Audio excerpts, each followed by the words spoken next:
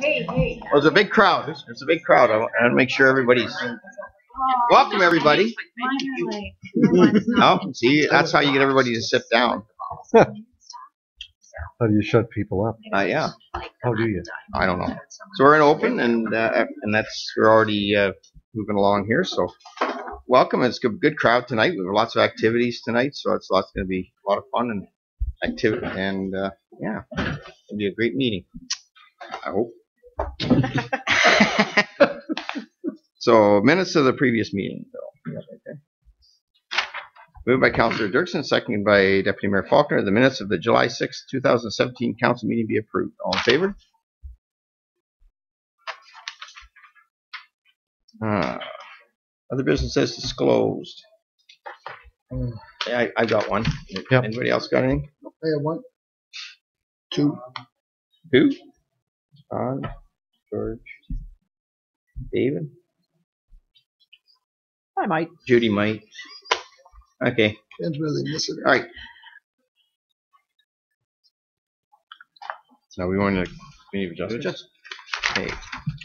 Moved by Councillor Turton, second by Councillor Elliott. The town of Minto Council convenes in a committee of adjustments. All in favor? Great. Okay. Now, sheet is right here.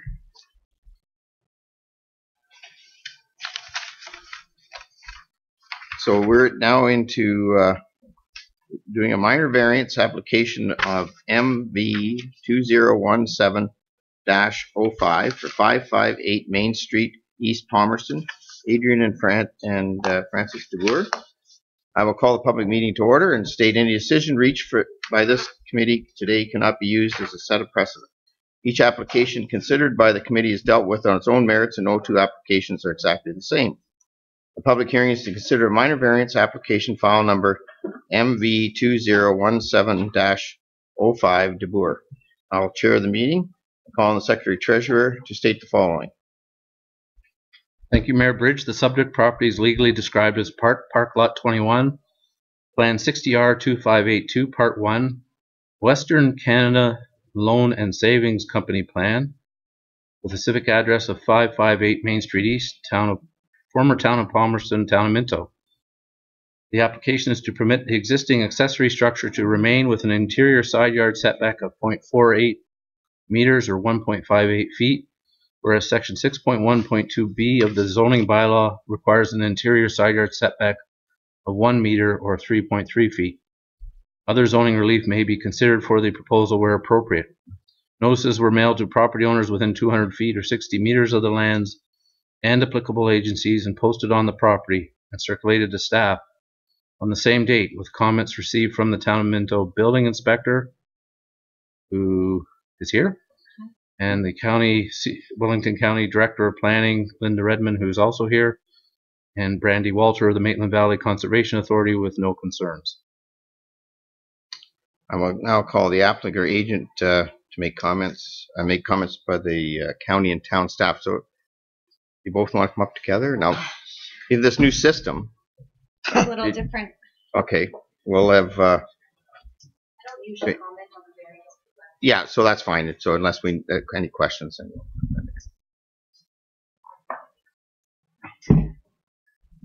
I always wanted to figure out who's going to pick the small seats and who's going to pick the tall ones. Now I'm not sure what's going to happen. Okay, so this application came in as a result of a neighboring survey determining that this property had an accessory structure constructed closer to the property line than was permitted.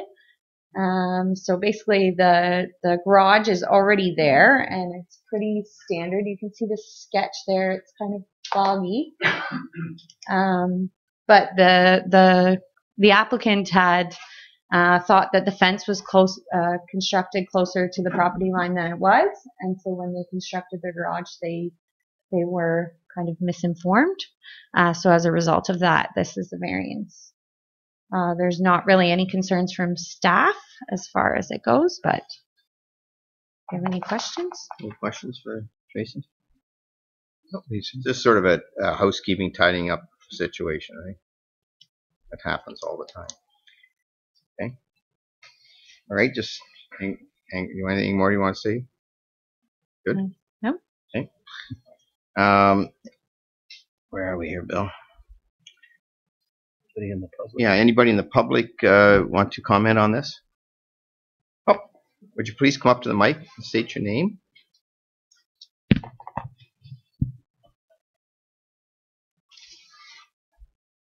My name is Chris Patine. I initiated the survey and I have no problems with the structure being there.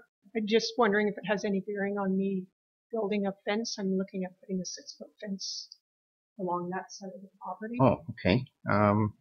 with it being so close to the structure. Structure. You want to So speak? you're asking about moving the fence closer to the property line? No, I'm looking at building a fence, On the like continuing like the back of my property. Okay. There- Which is there's to- going to be about a foot from whatever the structure there. As long as it's on your property, Yes. there's no concerns with that. It would comply with our, as long as the height and that kind of thing complied with our fencing bylaw. Yeah, If you can- 6-foot probably, it'll follow the, that's why I had the survey done to make sure it's in proper place. That would be okay. Okay. Thanks for your comments. Nobody else? Okay. Where are we? Yes, you Mayor next. Bridge, I have one decision in favor of the application and one decision in opposing the application. Would you like me to read the approved Sure. one? Is everybody that want to approve one? The application by Adrian and Francis DeBoer for property located at Park Lot 21, Plan 60R2582, Western Canada Load and Savings. I think it's Loan and Savings. Former Town of Palmerston, Town of Minto, 558 Main Street. Permit existing accessory structure to remain. Be approved with no conditions. And then the comments that you considered would be the Town of Minto staff comments, the county planner comments, comments from the abutting, the nearby landowner. Someone wanted to move that. Councillor Elliott? Councillor Caldwell? All in favor? So anyone who is in favor of the decision, please sign.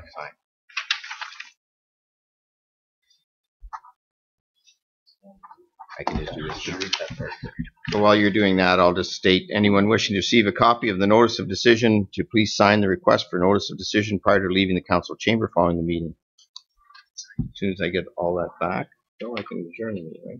You can adjourn it. I can adjourn it now. I officially adjourn the public meeting. Thank you.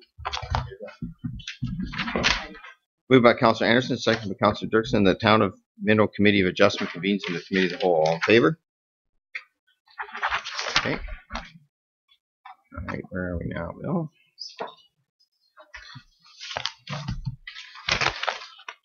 We doing the public meetings now? Yeah, Harry Savage. Hmm? For Okay. Harry Savage. All right, next up is a public meeting, and it's for ZBA 201705 Harry Savage, 6729 6th line. Public meeting is considered an amendment to the Town of Minto bylaw number 0186 for property located in Part Lot 2, Concession 6, RFP 61R 5840, Part 1, Municipal Address 6729 6th line, Town of Minto. I'll act as the public chair on this, and I'll call the meeting to order and request any member of the public present to sign the attendance record. I'll state the following: if a person or public body does not make oral submissions at a public meeting or make written submissions to the Town of Minto before the bylaw is passed, the persons or public body is not entitled to appeal the decision of the Town of Minto, the Ontario Municipal Board, and the persons or public body may not be added as a party to the hearing of the appeal before the board unless, in the opinion of the board, there is a reasonable grounds to do so. I will ask CEO Clerk White to state the municipal address and legal description. Thank you, Mayor Bridge. The property subject of the amendment is located on Part Lot 2, Concession 6, Plan 61R 5840, Part 1, 6729 6th line. The proposed amendment is to rezone approximately 4.7 hectares of the property from extractive industrial to agriculture and natural environment to allow for the construction of a single-family residential dwelling. The proposed lands to be rezoned are no longer licensed under the Aggregate Resources Act for extraction. Other rezoning relief may be considered for the proposal where appropriate. Notice was mailed to property owners within 120 meters of the land's applicable agencies and posted on the subject property May 30th. Comments were received from the town of Minto staff and the building inspector's report. She's here. Linda Redmond, Director of Planning, Manager of Planning and Environment. Emily Bombaco, Planning Technician, Upper Grand District School Board, and Brandy Walter, Maitland Valley Conservation Authority. School Board had no comments. Maitland Conservation Authority letter is in your package. Basically, they said you need to stay out of the hazardous areas. That's what it says. I will call the applicants or agents to provide comments regarding the proposed. Do you want comments from the planner first? You guys want to make comments? Yeah, that's usually what. Sure. Yeah. Stacy, you want to go first, and then Sure. Linda. Needed. We'll get you up. We can put you to work, Linda. I mean, you can't just come all the way up. We have to put you to work. Yeah. Cameron. Stacy. So the purpose and effect did mention that it used to be part of an aggregate resource license, and it no longer is. So with that being the case, we don't have any concerns with that. Also, obviously, any of the requirements for the building permit issuance would be required, like the regular development charges, entrance permit, and that kind of thing in relation to that development. But other than that, we don't really have any further comments besides the actual planning opinion, which Linda's going to speak to. Okay. Any question for Stacy? Okay. None for you, Stacy. So maybe if we can get Linda to come up.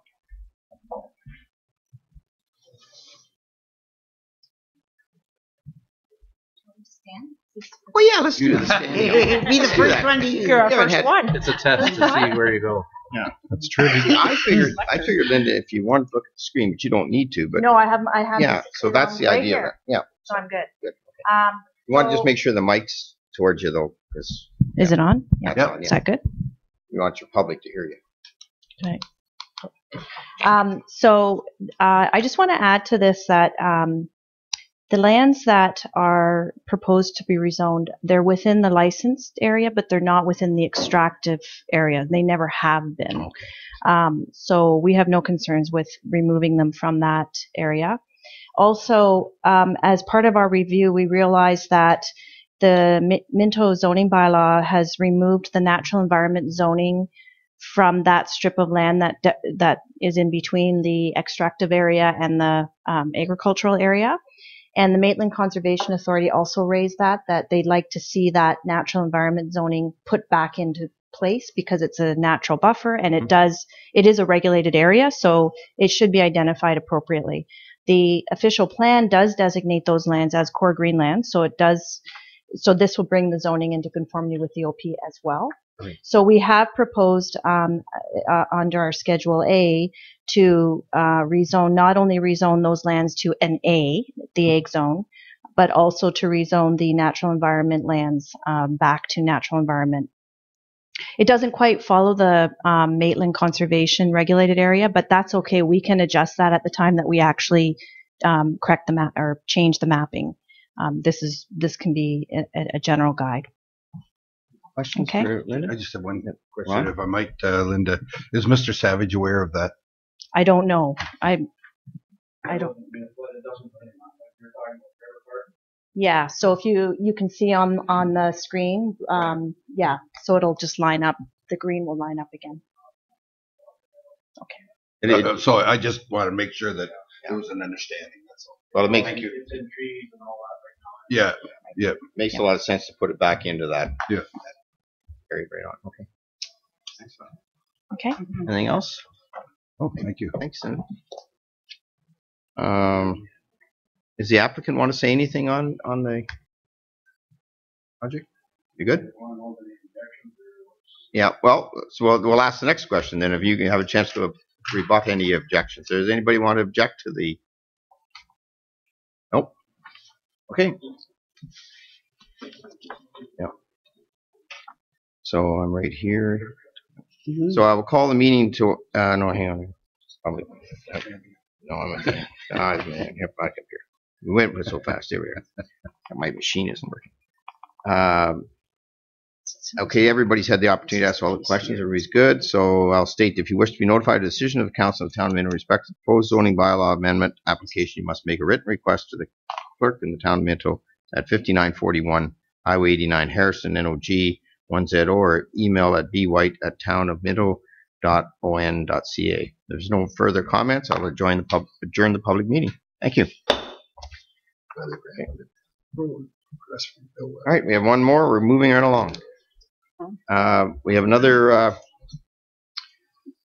public meeting on ZBA 201706 Levi and Lloyd Martin, 9304 Road 3 North. Public meeting is to consider the amendment of the Town of Minto zoning bylaw number 0186 for property located in Part Lot 16 in Section 9 RP 60R 2212 Town of Minto municipality known as 9304 Road 3 North.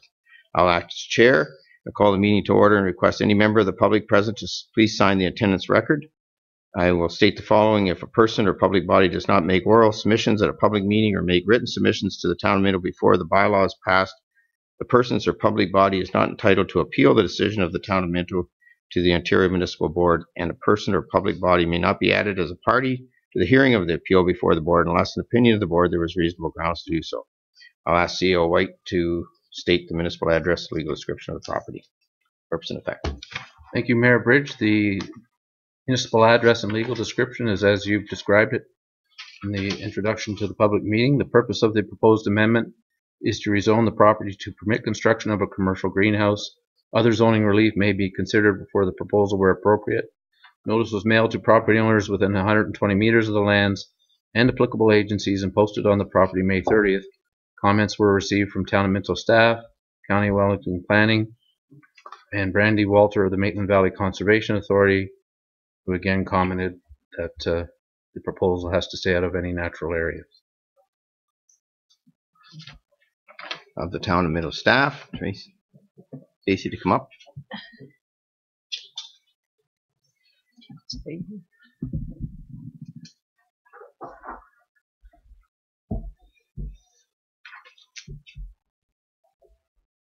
So this rezoning would allow for, obviously what the purpose and effect says, the rezoning to allow the construction of a commercial greenhouse. It's actually being moved from another property in Minto.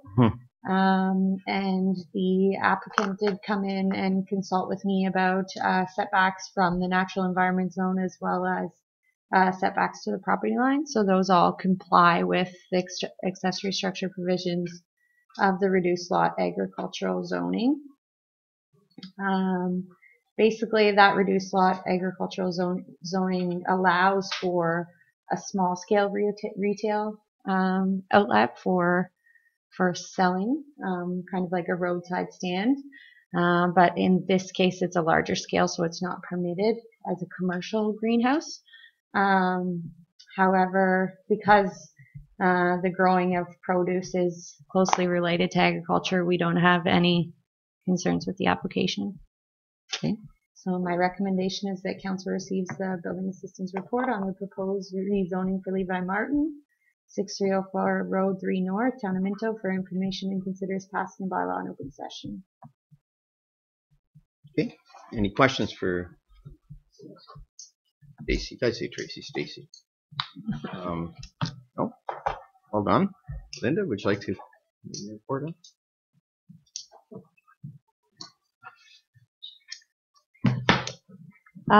So just further comments.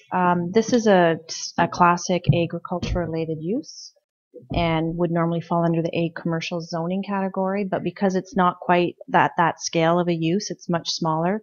We felt that a site-specific exemption just allowing the greenhouse would be more appropriate in this case, because it is still a farming operation or a farm parcel. It's not strictly going to be the greenhouse. We also attached the accessory use building or accessory structure setback requirements because it didn't quite meet the side yard setback for an A commercial use. And again, it's a much smaller scale use, so we didn't feel that the need to have the larger setback anyways. The property, and just for council's information, generally speaking, a greenhouse on a farm is permitted as an agricultural use already. It's because they want to have some commercial retail sales on the site that we have to recognize it under the commercial. And the Primag, the PPS does allow for that type of use on Primag land, so it's fine. So we have no concerns with it, and that just explains the rationale behind the type of amendment we've done for this particular property. Any questions for me? Sounds good. Excellent. Does the applicant want to speak to it? You're good, Ms. Martin? I think so. Okay, and is anybody opposed? Okay.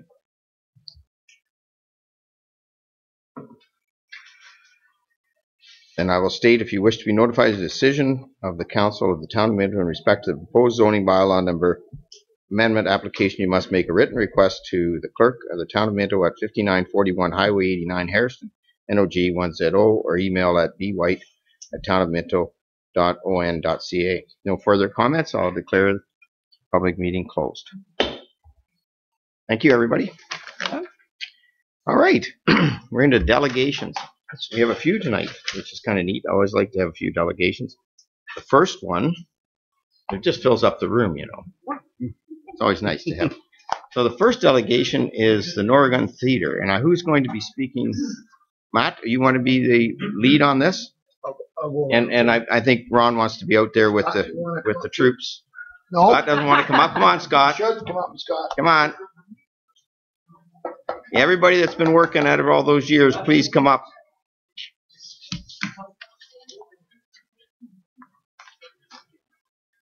Both have to share a chair. Oh, I'm not speaking, I can stand. You want me? You down there? In a minute, if that's In a okay. minute? That's fine. Yep. Yeah. You let me know. Yeah. You're in charge, Matt. You're in charge. Well, thank you, Mayor Bridge. So we're here tonight as a follow-up from the last meeting where we reported that the Norgan debt that was owed to the town's been paid in full, according to Treasurer Duff. So I'm holding them to that. And we'd also like to just. I would have got a piece of paper signed. Yeah. We, Oh, and that's cause for celebration, and just the fact that it's our 70th anniversary of the theater opening in 1947 is another cause to celebrate. So we thought we would just share some of the things that we're going to be doing the weekend of the 19th and 20th of August. You may recall I mentioned there was some activities or events for older adults on the 19th, and then some family-friendly things on the 20th. So just a quick highlight on some of the things we're looking to do to celebrate. Come the middle of August here is setting up an organ exhibit at the Railway Museum in Palmerston, just to highlight some of the rich history of the theater over the last 70 years. We plan on running a free barbecue at Heritage Park Pavilion, roughly 4 till 6 p.m., just underneath the where that new pavilion is in Lions Park. We're going to do a pre-show presentation at 7 o'clock, just to recognize a couple of key people at the theater over the years, as well as a slideshow presentation, plus a book launch. Dave Wilson's writing a book on the life and times of George Norgan, and that's it's going to be our release night. And then our feature film that evening is going to be Carnival in Costa Rica, which is a flashback to 1947, the first film we showed there. Admission, 30 cents. I wasn't at that one. And You were there, Ron. No, I wasn't at that one. You're a baby. we're gonna have never a know. discounted concession as well to reflect the prices from 1947. Sunday we're looking at doing a children's matinee at 2, where the admission will be a nickel. Nice. So I just thought I've got some members of the board here. Councillor Rep. Ron Elliott, who also volunteers at the Norgan. Scott McFadden, who's been our chair the last number of years, and one of our newest members, or the newest member of the Norgan board, is Betty Douglas. So I thought we would take this fake note here and then give it a cut in half and then maybe get a picture for the paper if that's okay. All right, that's awesome. Yeah. Sure. The reason I want to talk is because I like to talk. I was on the original group that years ago come to council and suggested that at that time that we would like to help save the Norgan and bring some money forward. And so, along with people like Bob McEachern, we spent several meetings here, and we came up with a plan. And wisely, council asked us to come up with a business plan of some sort. I mean, if they're going to put out $180,000, then they better have a way of getting it back to them. So, after much deliberation, we come up with our system of volunteering, and we were 30,000 short on what we thought we could have. Well, lo and behold, the Palmerston Lions jumped forward and said we got $30,000. So that helped us bring forward that we could maybe make that payment. Above our expectations, the Norgan Theatre made money every year, and we managed to pay off our loan. We also managed to put money in reserves, and we managed to give the town some money on top of that. So it was a win-win-win situation, and I'm very proud to stand here today and say that we paid off that debt. And don't be afraid if we're going to come after some more money for things that we want to update our Norgan Theatre in the futures. But right now, let's cut her up.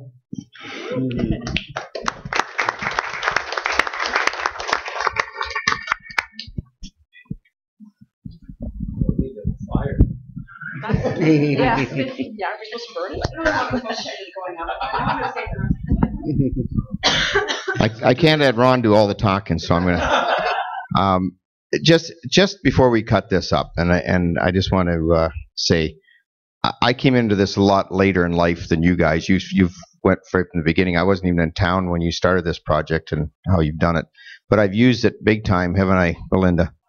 And Belinda's used it big time because it's just such a great success story. And when people are afraid to reach outside of the box and try to do things and have the town, maybe lend some money. We've done it a couple other times since, but we've used the Norgan as the example that it can work.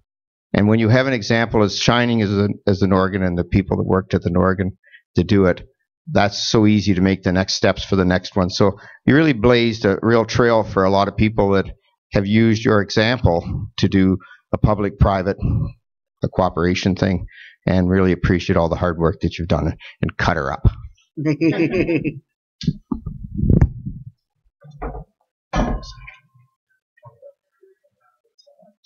should have Gordon be shaky. I know.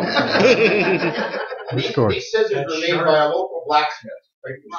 Yeah, we have to somehow do it. Like a ribbon cutting. Right? Bob, were you at the first movie? Not quite. All right, here we just go on.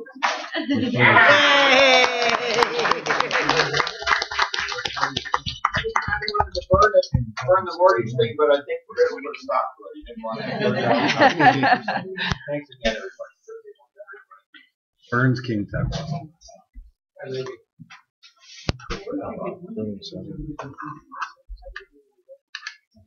All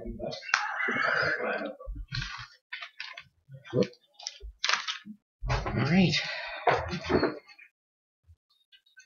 And now we have Belinda is coming up to do Pitch It.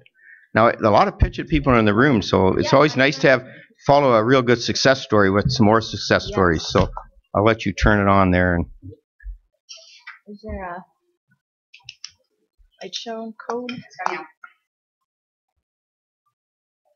All I've got is one thing, pitch it. That's it. There's nothing else. I don't know, I got a nice. I think we got shortchanged. Not too much information. Dressed up. Under this. Oh, no, picture. Yeah.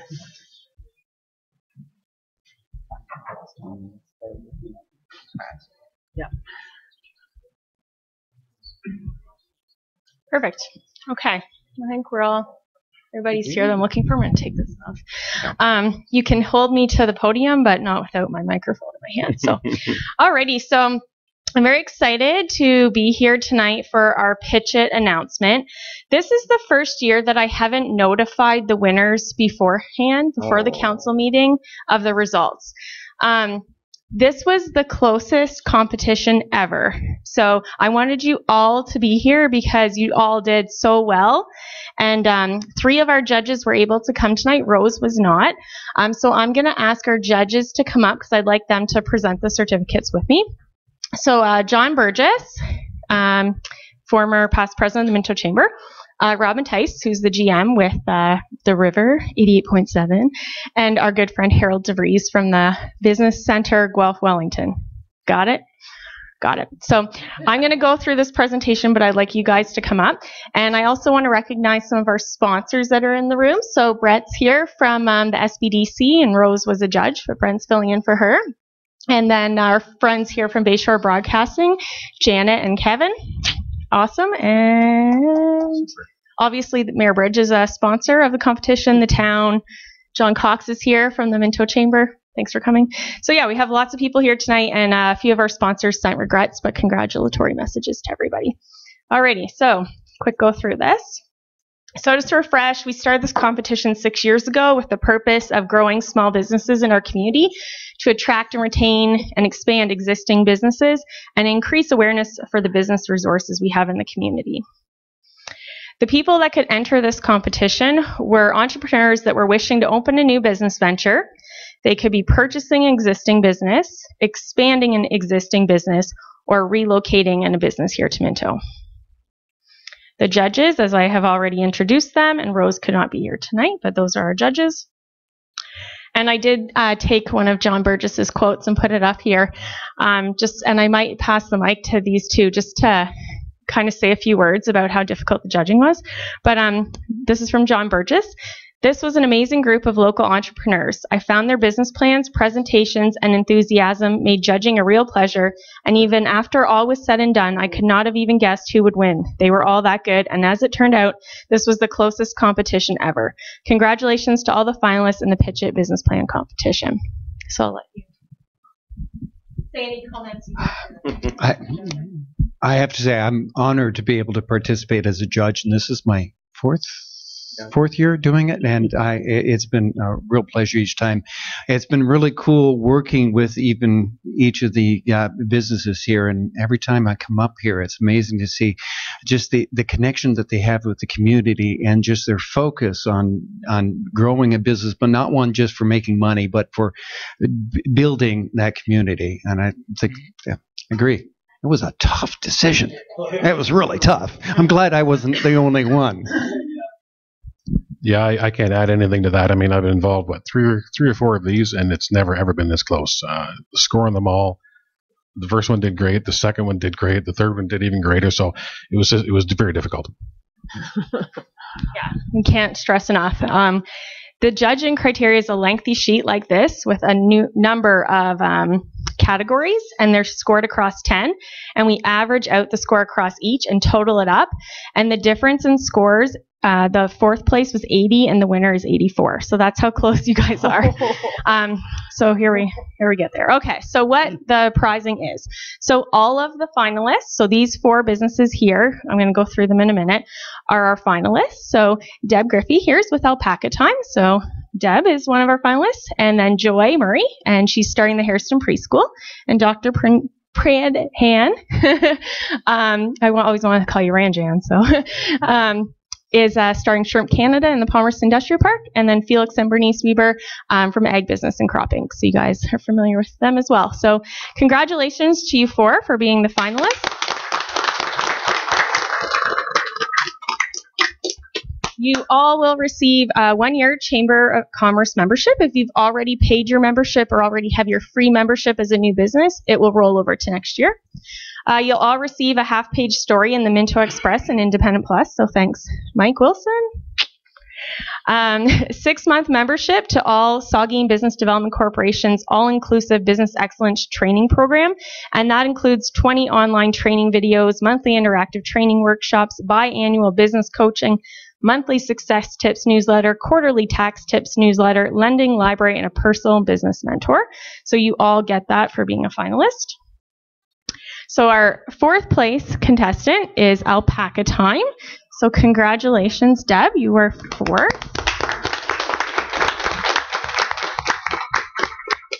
Come over here for judges, and there's your certificate. And I have all of the score sheets and everything that I'll email all of you so you can review that. And our judges are willing to meet with our contestants and provide additional feedback on your business plans. So Deb owns Alpaca Time, as I was saying, and she added the addition of a retail and an agritourism experience to her wholesale business. And it's a beautiful retail store, so stop and see the alpacas, the farmers market on Saturday mornings. And the alpacas are really cute. And Deb had the best presentation. So on top of the prizing that we have highlighted tonight, we are also going to be giving out more prizing because you had the best presentation. So congrats. Very good. Very good. Just to comment on that, you want to get up and see the sock machine in action. It's just amazing, and they have tours of the factory, so it's an amazing place to go visit. For sure. And so then on top of the finalist prizing, our second runner-up also will receive 5 training sessions with Harold, who's wonderful, as well as 1 month of free internet service and a feature of the competition and their business on Whiteman Telecom. So congratulations to Harriston Preschool. So Joy, come on up. That's your certificate. You're welcome. Joy is opening a preschool here in the Harriston United Church, and that's going to be opening in September. And it's going to be running Monday to Thursday from 9 to 11:30. And there's 8 spaces available each day, but they're filled up close, right? Half of them are full already, so I'm very jealous that my daughter is missing out on this, but happy everyone else will benefit. So 81 points, so good job. This is, I can't tell you how close this was. Alrighty. Next up, our first runner-up on top of the finalist prizes will also receive a business card ad in the Minto Express and Independent Plus, 5 training sessions with Harold, and a 1-month free internet service and feature on Whiteman Telecom. And the first runner-up is Ag Business and Crop Inc. So congrats.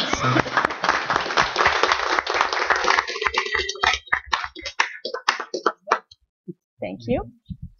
Alrighty. I'm just trying to roll through because I know it's a busy agenda. Felix and Bernice, and they specialize in precision tools for the agriculture and commercial markets, and their new venture is liquid storage tank coverage systems, and they scored 83 points.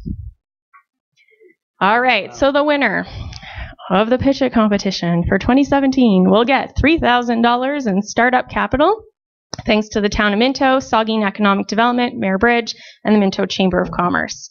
They will get a 1-year membership to all-inclusive business excellence training program from SEDC, which is a $2,000 value. Coaching and mentorship package, which is a $600 value from the Business Enterprise Center, Business Center. I struggle with that. They changed their name on me. I know. And a 1-year free membership with the Minto Chamber. An advertising campaign with Country 93, $1,000 value. So you guys can come up to present that too. Advertising campaign with the 3 radio stations shown here, AM 920, 101.7, and Classic Rock, $500. Another advertising package, thanks to Rob, from 88.7 The River. Website evaluation, design, CMS setup, and search engine optimization, $2,000 value from OSM Interactive. A quarter-page ad in the Minto Express and Independent Plus, and a new business story and photo, $400 value, thanks to the Express and Independent Plus. 3 months of free internet service and a feature of the competition and winning business on Whiteman Community Channel, $1,250 value from Whiteman Telecom.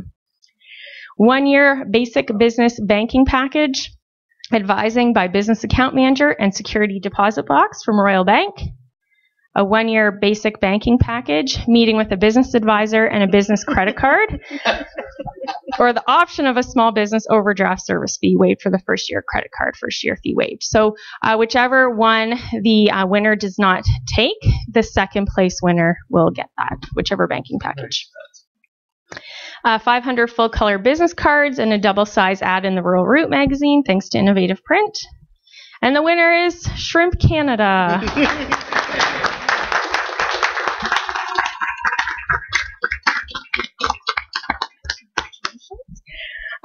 So yeah, Shrimp Canada just purchased land in the industrial park, or we're in the process of finalizing that sale, I guess. And it's a really innovative project. It's initiating the sustainable farming and sale of fresh white leg shrimp to the local seafood distributors and consumers. And Dr. Pradhan scored 84 points. So 80 points, 81, 83, 84. Wow. And that's across all those numbers averaged out. Like, that's how close. So I just want to say again, congratulations, guys. That was really hard, and you all did really well, and I'm working to get extra prizing for all of you, so stay tuned. You were all very deserving, and any of you guys could have won, so congrats. And thank you to our judging panel, hardest choice yet, and thank you to our sponsors, all in the room. And thank you to council for continuing to allow us to roll with this program. It's been really successful, and I think a lot of the feedback we get is from the participants is just going through the business planning process is very valuable in itself. It forces you to sit down, think things through, and meeting with Harold, who coaches a lot of them through things, and we make everyone go through the training so that everyone is on equal footing in terms of where they're starting. I think it's been valuable. Hopefully you guys have found the same. Okay, so that's all. Thank you. Okay. Oh, I lied, not all. Not all. I got to put a pitch in for this. So the Hawk's Nest is like the Dragon's Den. Is coming back June 2018, and we didn't have anyone enter last year from Minto. All 4 of you could win this thing. So Rose wanted me to tell you to please attend the training session September 12th at Launch at Minto. We're hosting a training session here.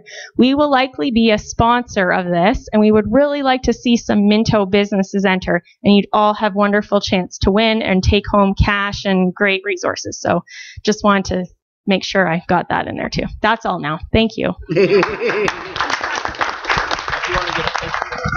Yeah. You should be up there.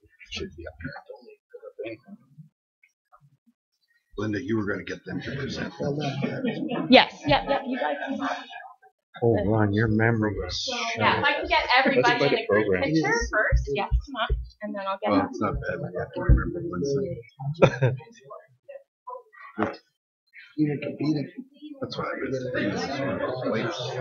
You want some? No, that's. Did you spit on it? No, I didn't. Oh, turn up the music there. Right behind you. Oh, that's. I'll fix it up. It's not stupid. It has a reason. Nice. Wind chime there or something.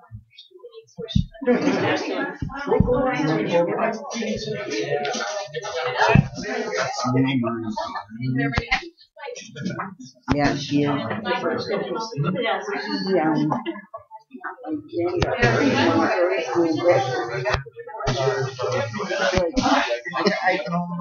recognize her because they put I do it.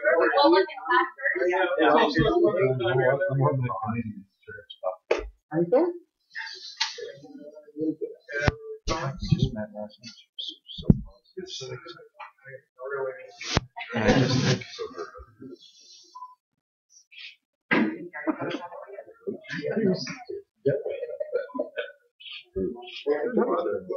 Oh.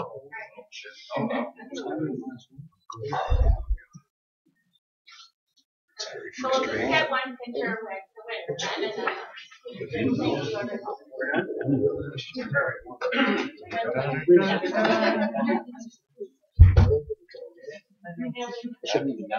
She must have somebody else.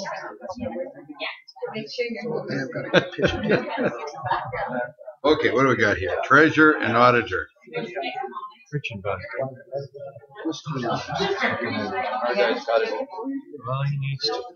Yeah, but we need to. Yeah. That's right. I could enjoy it.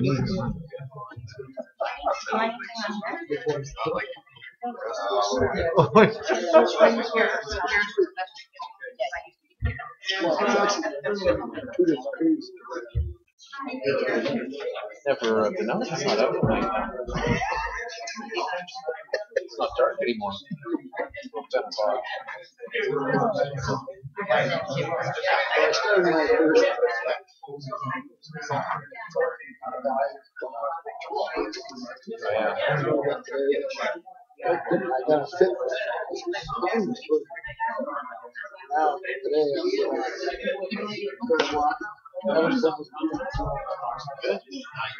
She did a lot of walking already. Oh, yeah.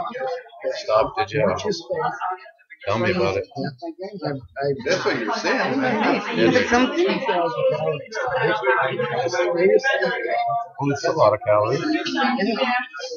I can eat 3,000 calories.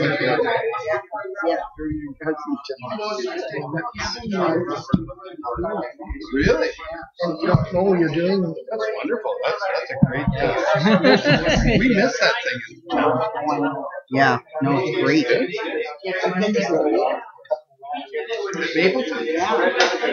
somebody consider opening one. Yeah. Yeah. Yeah.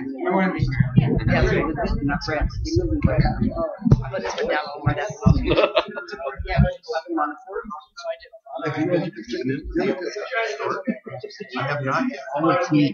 Gordon. Anyhow, those guys. Packet. All packets.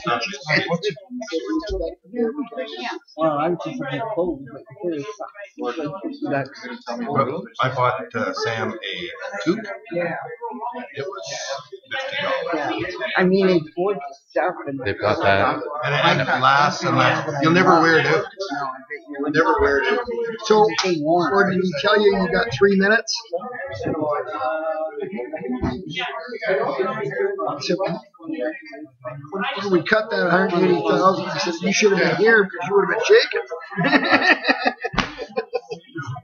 Most you and I admit that coming after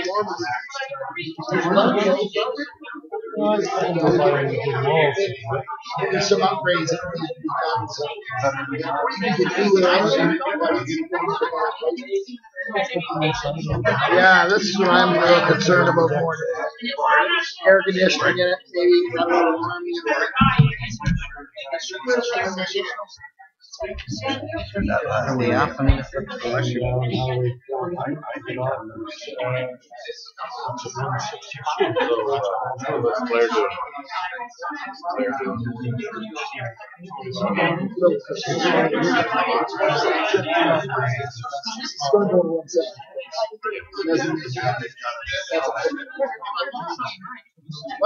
He has a good years. He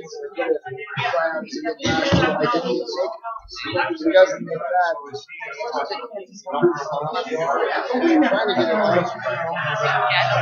he and Sherry, him talking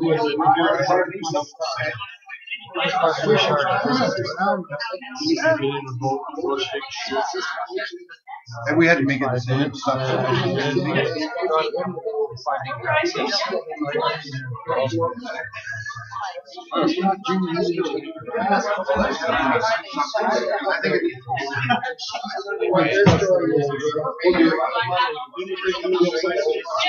Hi, David. No.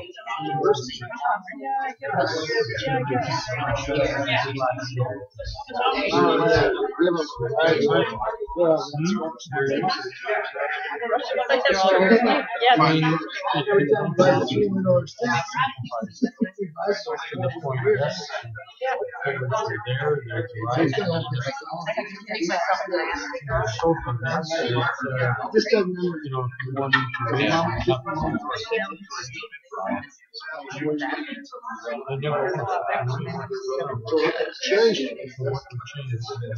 Because we still got a couple hours yet.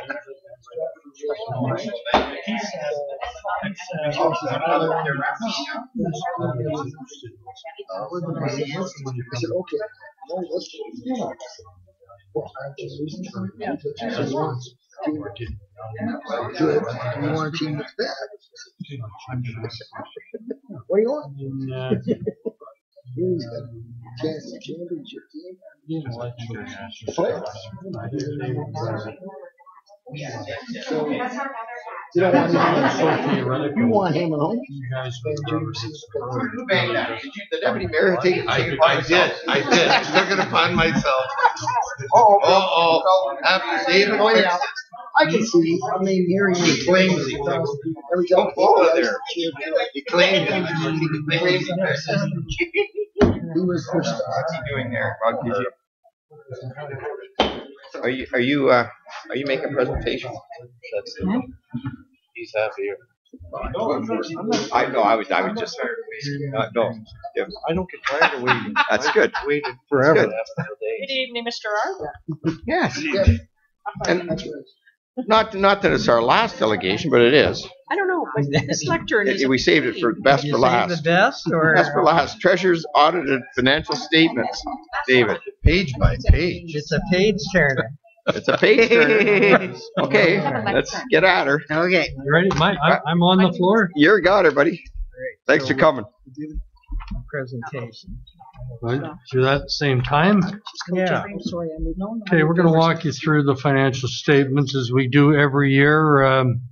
Nothing has changed appreciably in PSAB over the last year, and it's still, as I say, it condenses everything to a point. Yes, everything's here. It's all derived by the accumulation of transactions, but the numbers are so big and there's so few of them that it doesn't. If you need particular information, you've got to go to Gord and get it more specific. So I think we will start with. Okay, you want to follow? He wants me to follow his outline here. You set up nights doing that. Didn't Okay, you? we're going to start with the statement of financial position. I think it's on page 2. Okay. So you've got electronic versions of this. This is the first year, so. Okay. We're looking. Here we go. You've got it. All right. This is comparable to a balance sheet, I guess. We've got our financial assets at the top, starting with cash. Cash is down quite a bit. It's down by $1.3 million roughly. Why is it down? A lot of it is we paid our accounts payable down, and also did normal operations. Just go down that we've got our receivables. And I can say something. Yep. So you'll see receivables are up quite a bit over the previous year. And there's 3 primary reasons for that. One is the municipal fire agreements. They were paid before the end of the year in 15. They were paid after. Another one is municipal drains. If you recall, we had a couple of very large municipal drains, which we billed out right at the end of the year. Again, that was a very large amount. Pardon me, could I interrupt? Are you on the third document that's on our? Consolidated Page statement of 2? financial position. Yeah. So we're just kind of looking at Thank that. you. Got it now. Good. And the other is building permits. A lot of building permits issued but not paid for. So those were very large amounts, and that accounts for the increase in accounts receivable. Good. Me again? Yep. All right. Investments, pretty much the same. We got something new here. North Wellington Healthcare long-term receivable. We borrowed the money on their behalf, advanced it to them. We haven't received any payments on it, any principal payments. That was $1.5 million. And then our inventories of basically arena inventories gives us total assets just a little over $13 million. On the liability side, we have accounts payable and accrued charges, $2.1 million. deferred revenue, almost 800,000. Post-employment benefits, that's something Gord estimated up a little higher this year. Yes, so that's just an estimate of future obligations. Now, some municipalities go and do an actuarial study and do that. It's costly, so that's just a reasonable guesstimate. Reasonable guess. Is all we're trying to do. We know it's a bit higher this year too. And deferred revenue for some of us old timers, those were obligatory reserves. Federal gas tax, development charges, and parkland. So reserves are there for a specific purpose. And the long-term debt we'll get into a bit more later. Long-term liabilities are up. A lot of it being North Wellington Healthcare. So our net financial assets, we've got more liabilities than we do assets. A negative 93,000. And then we get into our non-financial assets, tangible capital assets. That's all the fixed assets. And they are summarized back in the notes. And we've got some prepaid expenses. So our accumulated surplus at the end of the year is 73,261,000. All we do have to sell some bridges and roads, and we get all that money. Yep. And that's a cost, so market value will be higher. Like what? Like we just a question on that, if I might, Mr. Mayor. So the $1.5 million that we have got for the I guess the hospital. Family Minto Rural Health Wellington Center. Family Health Center. Okay, so that's, we still count that as a liability, even though that's an investment actually for us, right? That's correct. Well, Okay. you're brokering it. You borrow it on their behalf, so you're the middleman. You have a receivable, you have a payable. You're going to definitely have the payable, whether the receivable comes in or not. That's right. Okay, right. Okay. So good. I mean, it's really not secured. No. It's supported by a building that, I'm sure you could sell it. You interested? I want to sell them a bridge first. Yeah. Swamp land. Or a pipe. All right. We will go Next one. There we are. to page 3. Consolidated statement of operations and accumulated surplus. Well, this is where that accumulated surplus we just looked at on page 2 came from. It's the bottom figure in the middle column. This shows basically our revenue and expenses for the year. I think we will look at the actual. The budget figures are there for comparison. Last year's also there. Taxation is up a little bit, but I'd expect that. User fees are in line. Government of Canada, their grants are down. Nothing really. We've got our deferred revenue earned. That's up, Gord. Yeah, that's using these reserves. So again, bulk of that is federal gas tax. And again, this statement puts together our operating fund and our capital fund in the old days, and that's why the government grants vary greatly because of different types of grants. So the only federal component we had last year was a little bit of the SCF from the Allura project. Everything else was a provincial grant. The contributions from developers, that was Clifford. That was my question. Okay. What I was going to ask what the contribution from developers. That's on Clifford based. Brown Street and Clifford. That was from a developer, and they contributed towards the cost of the sanitary sewers and the water. Okay. That one. And then our expenses. I don't think anything's jumping off the page there. They're other than they are up about $1 million, mostly due to transportation services and a bit environmental. And again, this is on the PSAB basis, which is not the basis that we budget. So you take a good chunk of general administration, and that's allocated out to the other departments as overhead according to a formula. So same as it's been for the last 6 years, I guess. So through your Mayor Bridge, so the transportation services, that being up almost $1 million. That's roadways. Yeah. Correct. So Yeah. so that's capital assets or operations. Yeah, indirectly it's capital. Okay. On this basis, we don't put the whole cost of an asset like we used to. However, we amortize it or depreciate Correct. it. Correct. And there's a lot of roadways, so a lot of the increase is increased depreciation on roadways.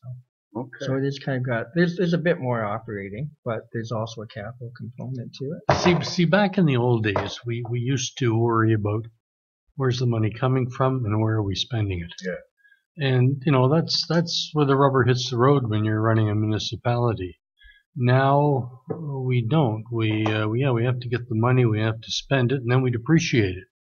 So it really doesn't help your budgeting process. No, This document here doesn't. This is to to give to an outside third party who wants to take a look at your municipality based on common factors. And my questions are so that I understand it better. That's I'm not sure that's possible. So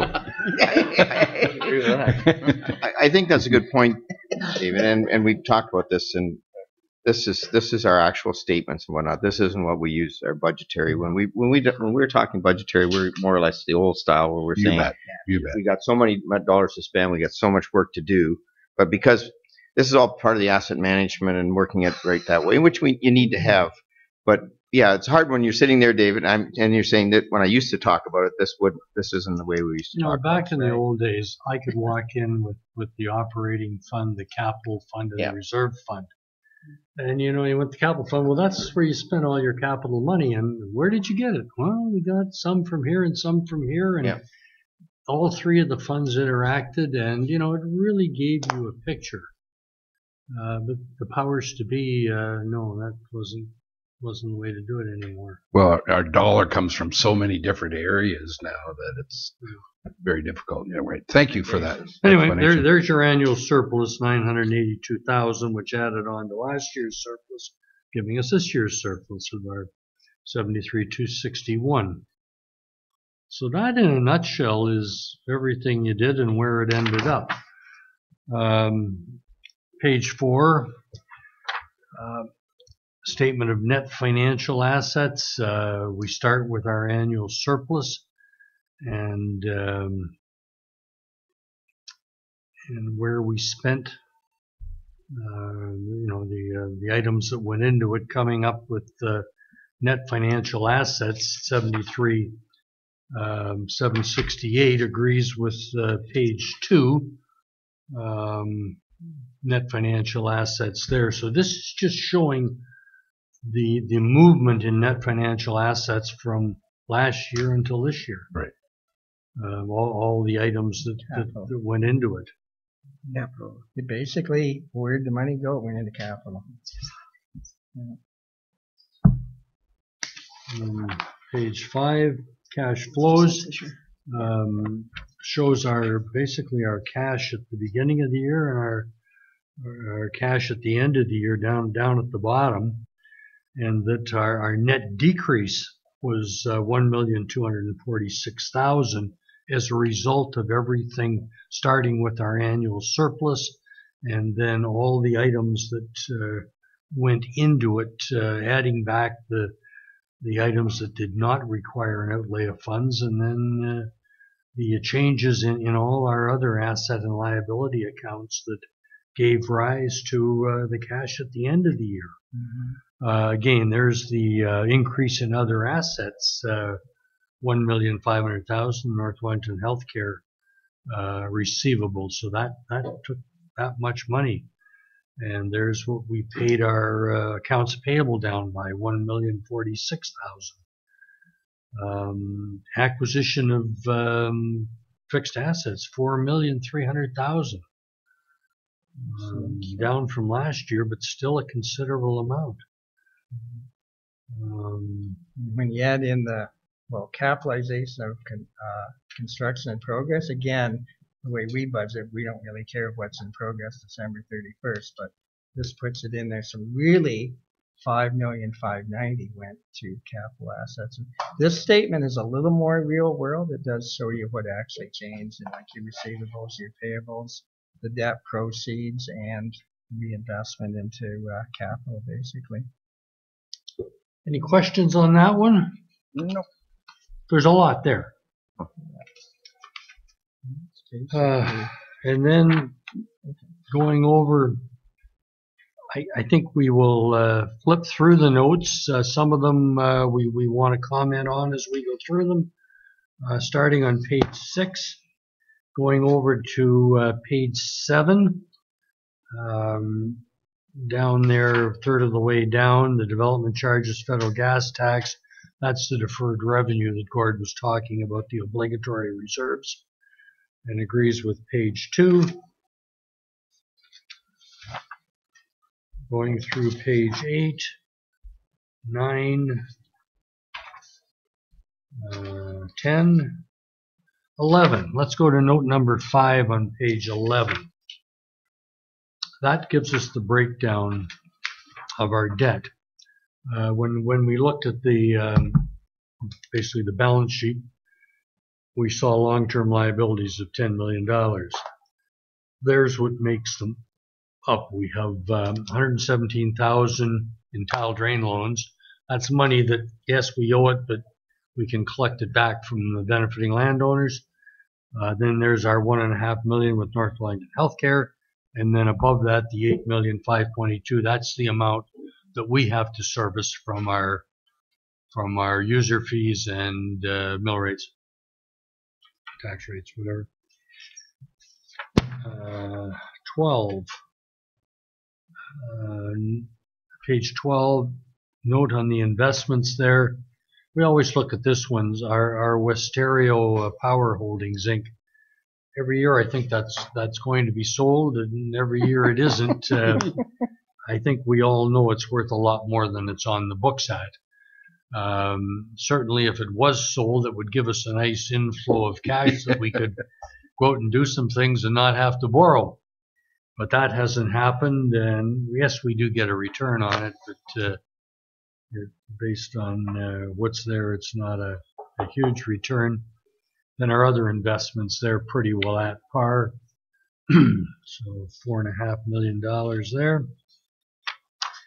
Now we get into, starting with page 13, that summarizes our debt,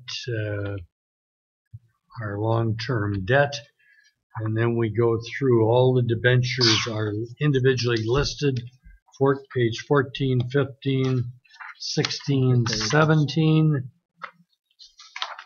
18, 19, 20, 21, 22, 22 and 23. That's the hospital debenture.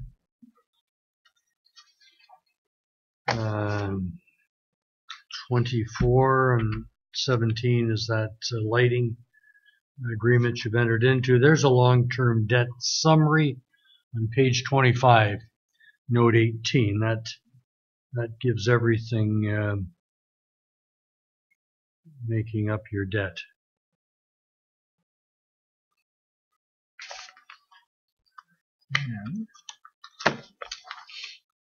And page 26 is our summary of our accumulated surplus, and with our reserve funds and our reserves in there, less our long-term debt.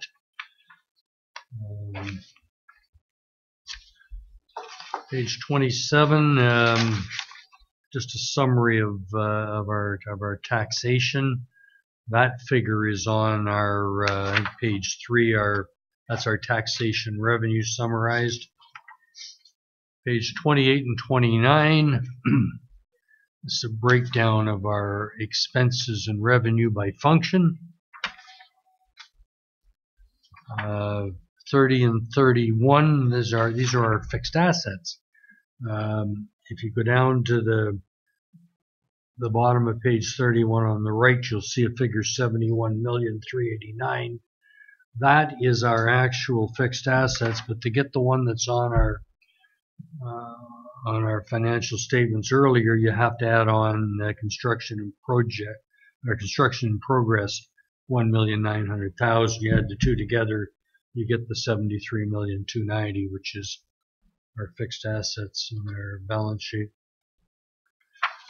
And then page 32 on, I'm not going to go through these. There's not really a lot there. It's just our cemetery trust funds that we for perpetual care. We get the money, we invest it, we collect interest on it, and we use that to fund the operations of the cemetery. It's as I said back when it used to be 10%, it pretty well funded our cemeteries. Now it's just kind of a drop in the bucket. And cemeteries, like I say, is you just have to view them as parks. Pretty well. Pretty well, yep. Yes. Just a quick question. The real-term energy debt. Yes. Can you just review that situation? Yeah, so that's our street lighting. Remember that we did a couple of years ago? Basically, that's kind of like a lease to own. So I set it up that way. So we pay the monthly payments, and it's broken into a maintenance over the 10 years, a principal and an interest in that. So they supplied me with that amortization table there, gosh, about a year and a half ago. So at the end of the 10 years, basically, we will take complete ownership of the lights. And so I kind of said, well, really, we've acquired an asset. So I set up a corresponding liability, and it'll come down. Again, it's kind of well, it's a cash expense, but in that we're paying lease payments on it every time. So basically, once that's over, we'll take over responsibility for maintenance, and we won't be paying them anything anymore. So we did an offset for that. And then we just did a few graphs just to kind of put things in simple terms anyway, and these tie into the figures on the statements. And so the financial assets, cash on this one, again, into capital. And the next one, and that just kind of gives you an indication of where our reserves and that, and as you can see, water and sewer is a huge part of our reserves right now. We're putting in the long term. And then we have our obligatory reserve fund. So again, that's the breakdown. And I think in the future, we've all seen the building sets. It's been good to see our development charges have been increasing even though we've been using them. But our activity's been very good. And our federal gas tax has at least kind of maintained. We didn't get as big an increase as some, but and parkland is pretty minimal compared to the size of it. And then that's just a comparison of the surplus figures and revenue. So it's kind of interesting if you ever look at these graphs for other municipalities. There's a great variety. Although property tax, of course, is very important, it's only 34% of our total income. And, as the amount of grants that we received, that varies. So, as you know, we've got a lot of grants in the last little bit, so it certainly helped. And user fees, it's not just water and sewer, but it covers all our recreation facilities and everything else. That's our waterworks sewer in there, too. Water, sewer, rentals. And these are our tax expenses. And again, surprise, surprise, roads, water, and sewer. So although Minto is pretty famous for all our recreation and culture, dollar-wise, that's not really where the money goes. The money goes perhaps unseen on the roads and the infrastructure.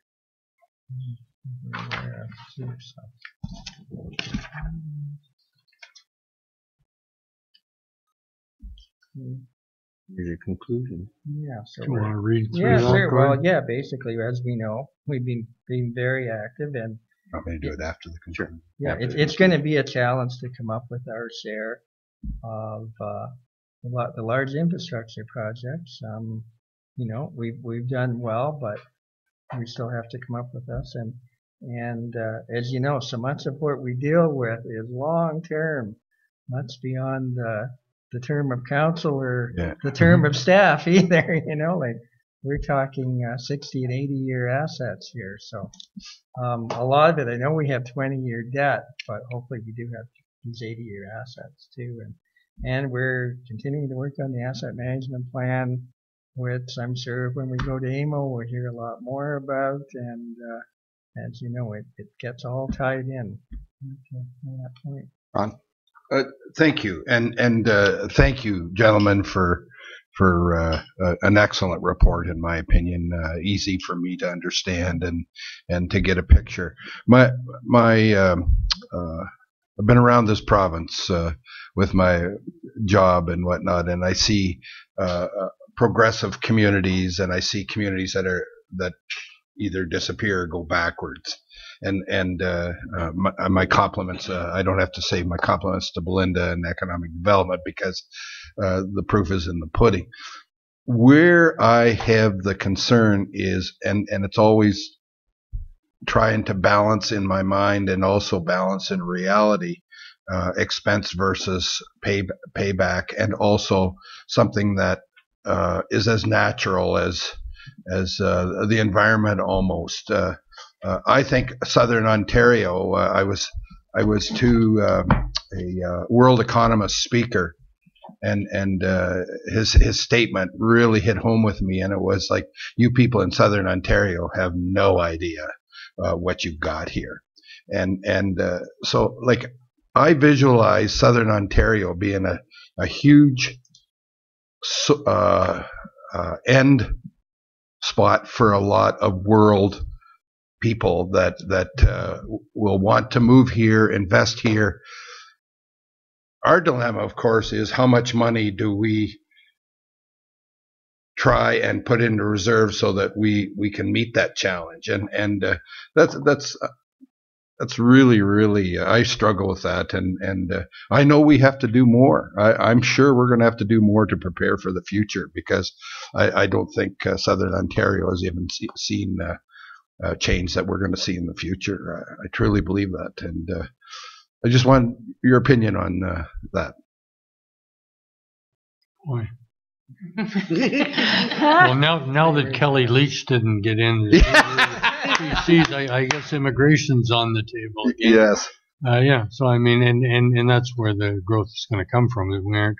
Correct. It's not going to come from our own people. It's going to be. Correct. So it's all in what they bring with them, and how they structure immigration, and how they How fund are we it. going to prepare financially as a municipality for that? What we should need in the future to prepare the town of Minto to meet that challenge is going to be astronomical. No, you're going to need help with it. Sure. I mean, you are going to, if there is an immigration initiative that's going to be federally instituted, it's going to have to be federally funded. That's interesting. Yeah, and as we've talked many times before, our mayor's on the FCM. FCM is trying to do that 1 cent of HST project. Mm-hmm. Yeah, like you've identified, we need something that goes with the economy.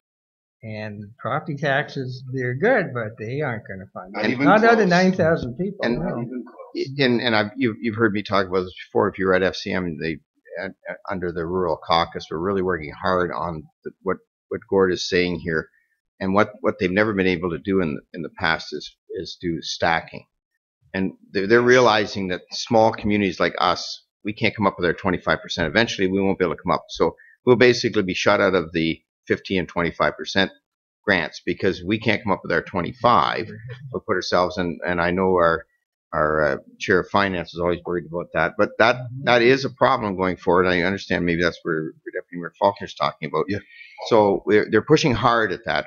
And I get on, and it's weird, because I think we're small, but then I go and I see communities of 1,500 out in BC and in the Maritimes, and they got sewer and water things, and they got this and that, and they're really struggling. So yeah, we're gonna have to be looking at migration. We're working on a project with Wellington County, and we're having a meeting next week, or is it Next Wednesday. next Wednesday? And we have a very, very large Filipino population, and we're actually getting them all together, and we're going to ask them how we can promote them more. And we're going to, it's a pilot project with with the Wellington County project that we're working on. So we have to be proactive and do that, and that's where we're going to have to find our workers in the future, because And find the finance. well, That's where. but I think that if you find the workers, the finances. I mean, we're seeing building development. We're seeing that we are growing. Which I like about this here is we're growing our tax base. Our tax base is going up. We're getting some good development charges. Like we're not in a bad area right now to where we're going. Fantastic. And as You've far also as got a lot of infrastructure that if your population went up, I mean, you're not going to have to build another arena. no, that's right. We've already got the infrastructure, David. Now you hopefully do have a lot of we get infrastructure. more people. Therefore, that just spreads the load of the Sharing infrastructure, cost, and that's those the people difference. are going to have houses. Yep. Those houses are going to generate taxes that are going to theoretically pay their share And of the expenses. one other little thing, if you look on the map, when we're talking about the green belts and the new green belt situation in Wellington County, we're the only actual community that isn't in a green belt area. So Minto is sitting outside the green belt, so we're seeing people skipping. And when they first put the Oak Ridge Moraine in, you saw everybody skipped Barrie, right? Because they couldn't develop. That's right. So we're going to see more of that. Center Wellington's got problems with if they extend that. So there's a lot of those things. So we're going to have to be prepared. And I think this council has done a fairly good job of. We've got maybe 300 or 400 units that can go into Palmerston that we've got infrastructure for. We're going to have to look 5 years down the road and realize we're going to have to do something with our plant and other things. But we should have a bigger base in order to help us get there, right? So it's scary, but fun scary. You know what I mean? Yeah. I mean, it's a good side to be in. Oh, it is. If we were decreasing in population and going down, it would even be more scary. Like we had one instance that they have infrastructure for 3,000 people in a town in the Yukon from a mining industry. They've got 200 people left. Yeah. I mean, that's scary. You got to pay for $3,000 worth or 3,000 people worth of infrastructure with 200 people. That's scary.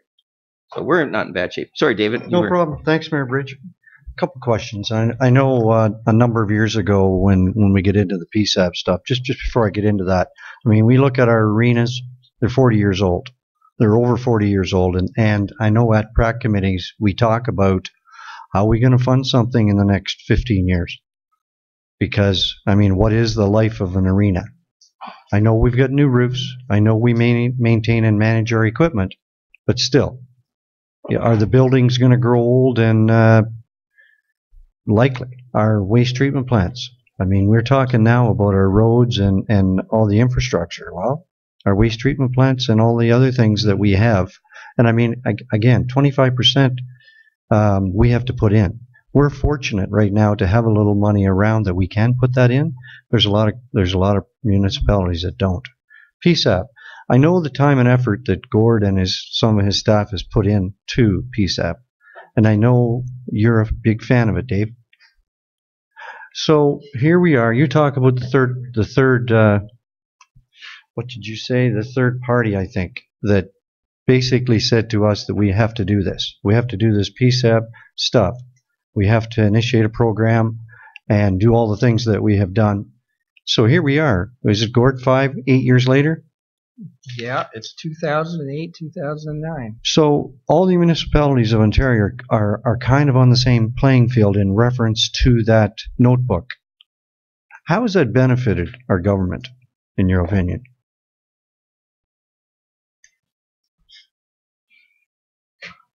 I don't think anybody down there really understands it. Yeah, I like Dave. There may be a Let me few know if you people get an at the answer. top, but I can't see them utilizing that information.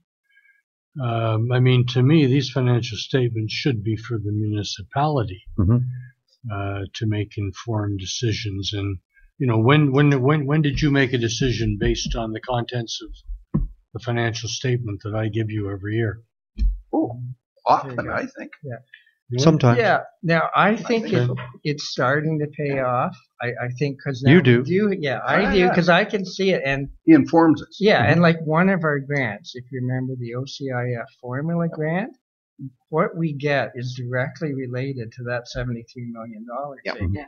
So as that gets better, and as you know, council and staff have invested a lot of resources into making our data better, and I think that's going to tie in more, and any grants in the future are just going to get closer and closer. And it's certainly not perfect. I disagree with a lot of the presentation, and the budget figures are kind of weird, but the actual act of identifying those assets and bringing them up, I think that's starting to pay off. Like, we're bringing in the work system. Well, then we're just starting to tie that into these assets. And I mean, the goal is better information for you and us, and so we can make better decisions.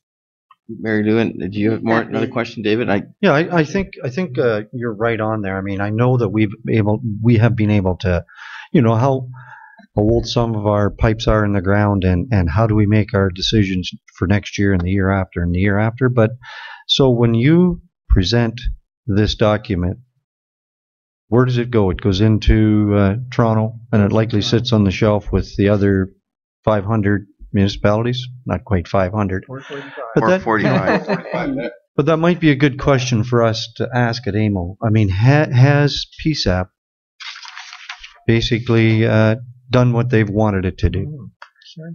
Just before, Mary Lou, I just want to follow up on that. If we're looking at the asset management side of it, what it has created was, and for years we all knew we were in a deficit as far as our. But we didn't know how much. Yeah. So from an AMO standpoint, I know having it has made a big difference. Gord, having the figures.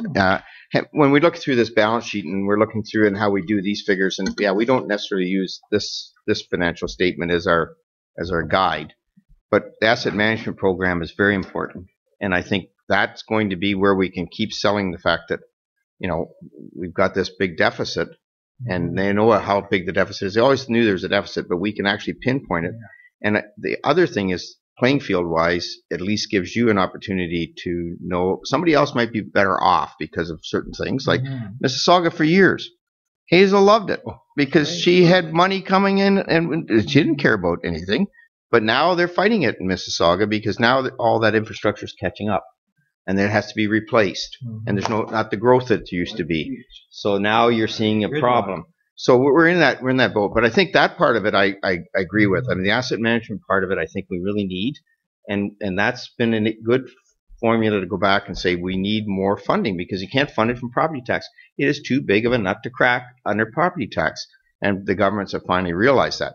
How they're funding it, they've come up with this 50-25. I disagree with that. I think it should be, like we talked about, 1% each, just work it on a basis like a federal gas tax. We get it every year. We know exactly where it is, and we could do a better job of planning and budgeting at the local level. We got to hope for grants now, and we've been good at it, but we have to hope. And then we have to find our 25%. I'd rather be able to budget knowing I got $2 million coming in every year from the source. So I know now if we need 4 bridges to be done or whatever, there's where it is. So I think we've got some win out of it, but there's a lot of work. Definitely some value. Well, I was just going to say basically kind of the same thing. I mean, PSAP is more like a business financial statement. Exactly. We're accruing, we're not doing it totally on a cash basis. I mean, for someone without a municipal background, looking at these financial statements, they make perfect sense to me, I'll be honest with you. Yep. Because it's what I'm used to looking at, one. As a business. And the fact that we are now accounting for our assets. They were being lost in the municipal way the last time because you paid for them and they were on that year's statement and that was the end of it. They're gone. Whereas here now we've got our asset management, which I think personally is invaluable. And I wouldn't want to go back to the old way and lose asset management. I think the fact that we went through and inventoried everything we had and evaluated it is big. Helps us going forward for budgeting long-term capital budgets. Definitely, big time.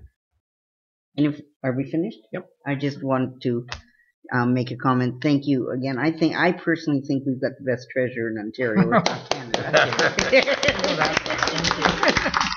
And I thank Gord and Dave Richenbach very much for these all the work that they do in our finances and keeping us straight and narrow. And we appreciate all your work and everything you've done for us. And thank you, Dave, for coming out. Thank you. Thanks very much. And I forgot to turn this over to you when I brought it up. Whatever. Thank you very much. Thank you. Oh, somebody. Motion. Do you want to make the motion, Mary? Yes, I would. Lou and Jean. All in favor? She had her hand sort of on her mouth. I didn't know what was happening. So just do it. Great. Thanks, everybody. Public question period. Dave, are you interested? Got any questions? Enough talking going on. Don't be getting Dave worked up. Dave. Dave Ridgenback? Yeah. Worked up? No, never. Pretty calm, cool. Thank you, Dave. Okay, where are we, Bill? Mayor Bridge, we're on public question period. Oh. I'm not sure if the waivers want to ask if you would consider their site plan. Yes, now. I was going to say. Want to sit here on it. Yeah, we can do that. Yeah. I was saying, gee, that's really neat that you're interested in I didn't think budget. Where are we at that, Dave? I got exciting stuff. Page one. Good. Where are we? Page 134. What's it on our You're too far back to be heard. So. Oh, 134, my gosh. page 134? 13C2. Thank you.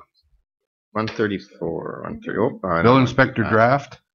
Okay, 132, 34. That's it right there. Weber. Okay. 111 Frank. Did you want to speak to that? 13C. Is that what you're in here for? Is that okay? Yeah, you really anticipated this. Okay, go for it. So you'll see a clip of the site plan, the site plan survey submitted on the screen there. So basically, Felix and Bernice are proposing to build an industrial building, 850 some odd square meters, with the proposal to allow for the division of the building into 3 units. The site plan shows basically the building of footprint on the lot, with the 3 overhead doors indicated by the large triangles on the left. There's a new loading dock space, garbage storage. The bottom of the loading dock would have a standard retaining wall with a catch basin. In this case, it would drain to the ditch at the street.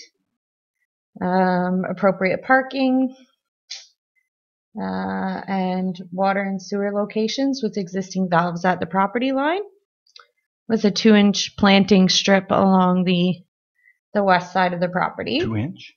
Or sorry, 2 foot. I'm sorry, I'm getting tired. We're just getting going. That's a big I know, shrub. I haven't even started. That's a big shrub. So It's an onion plant. it looks like 2 inches on the plan. That's good, Stace. Well, I was. So staff met to review the application and the building. Basically, the site plan complies with all zoning, including setbacks, lot coverage, parking, etc. Public Works, currently the site is serviced, obviously, from our new servicing there. But we do need, or Public Works does need confirmation on the proposal for both the water and sewer prior to the signing of the site plan agreement. The size, location, and elevation of the sewer line and the proposed water line. Clerks, the proposal should include partial paving consistent with other site plan applications in the industrial park. The proposal here is to the south and east of the building, but obviously that can be negotiated. And landscaping details consistent with our tree planting policy. My recommendation, council receives a report from the building inspector dated June 14th and approves the submitted site plan prepared by J. Don McMillan Limited for J.A. Debris Construction, Inc., who is the contractor on behalf of the Weavers who submitted the application. Project number 17-1693 SP, submitted June 6, 2017, subject to the execution of a site plan agreement with the town requiring, among other matters, confirmation of the proposed use of servicing, paving and parking area in whole or in part, and final landscaping details to be approved by the town. And further, that council consider a bylaw in regular session authorizing the mayor and clerk to sign the site plan agreement once the landowner has signed. Sorry. Looks All right. nice. Can I have a motion to accept that? Anderson? Dirksen? All in favor? Great. Super. Thank you. Thank you. Very good. Congratulations. Good building. Thanks for your investment in the town. Unless you want to stick around for the bylaw. No. I think you'll be fine. Good night. Okay. Good night. Good night. Where were we back to? Back up into question period. Well, yeah, question period. Well, we got rid of everybody. Now that you got settled. Almost. We tend to do that, don't we? We really need to change the order. I don't think so. It's working fine. If people want to have a question, they'll come. They'll stay here for it. I mean, why would you have question period at the beginning? Mayor Bridge, then in the correspondence, items A, D, and E, recommend that you receive those, and then items B and C probably should be in under minutes to be for receipt. Yeah. Okay. If we could have a motion on A, D, and E. So, Councillor Elliott, Deputy Mayor Faulkner. Okay, all in favor? Then the minutes for receipt are the Maitland Valley Board of Directors meeting from April 19th and the Maitland Valley Source Protection Committee meeting of April 19th. They're on page 112, 118, items 12, C, and D. No, I can't do it because it. Oh, I see. It does that. Oh, well, see, this is different. Then you can pick it right off here. This isn't what I'm used to. I know. There. Okay, that's better. I'm just flicking here like, okay. Yep, okay. Well, moved by Councillor. Or do you want to talk, you want to speak to the Maitland? Just a quick little blurb here on the. If anybody reads these minutes, on the April 19th one, we had a young man, a Dr. Stan Spasic, in Godreach, Ontario, Enner Store. Yes. Is there, and they are proposing a compressed air energy project. So they're using they're proposing to use an old salt mine. Yep. And they're going to compress it, fill it with air during the day, and run the turbines, whatever, generators to drive to make hydro at the peak periods. Pretty sure that's exactly what that is. It was kind of interesting because you all know that Enner Store has a building in our town. The other thing that we're trying to do with the Maitland Valley, we have we've ordered an electric car to cut down on some of our other high gas guzzlers, trying to help the environment. So it's a couple of neat things there. And just speaking on that particular project, Belinda, no, it's not. I'm not because you were talking. I was gonna praise you again a little bit. Stacy too. I had the mayor of that was not Godrich, but Huron County. I think he talked about the fact that was our note that helped sell his council on this project, because the council was a bit split on the project. They were quite concerned, and we actually sent up our dealings with in our store, and he thanked me at FCM on that to say thank you very much for that support and what you gave us, because that, I think, swung the votes that we needed to make this project happen. Just you brought it up, and I just said. And I think it's been endorsed, but I think they're getting some challenges against it. There is a challenge. Yeah, it's pretty normal. I think there's some concerns about it blowing up and stuff like this. Which I'll make a motion. I mean, they show the chap that came, Dr. Spacek, I think, that came to talk to us. He had a lot of data.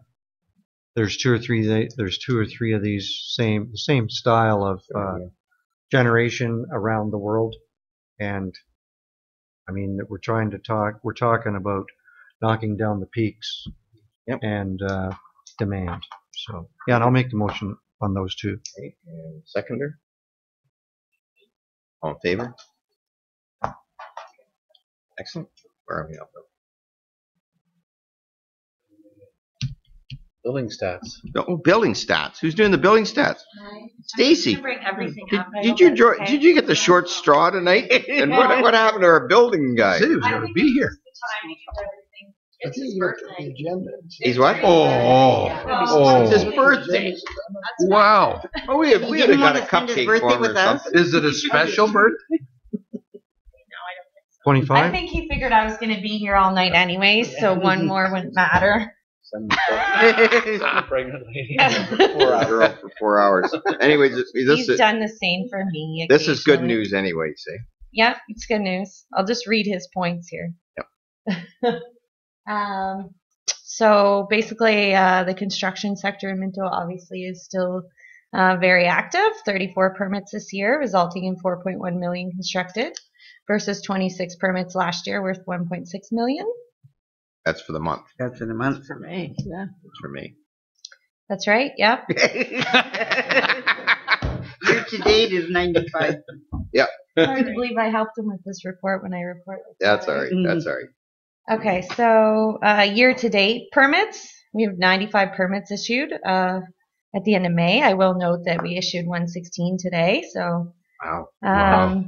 16.7 million versus 68 permits last year worth 5.9 million. We've already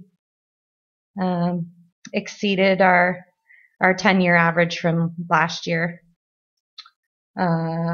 Also, that's what his note says. We've exceeded the 10-year average from last year. Emphasize that, he said. He wants to take the next half of the year off because he's already done his work. No, you can't. Nice try. Sure, Yeah. you do that to Stacy too. 6 new single-family detached dwellings worth over 1.5 million.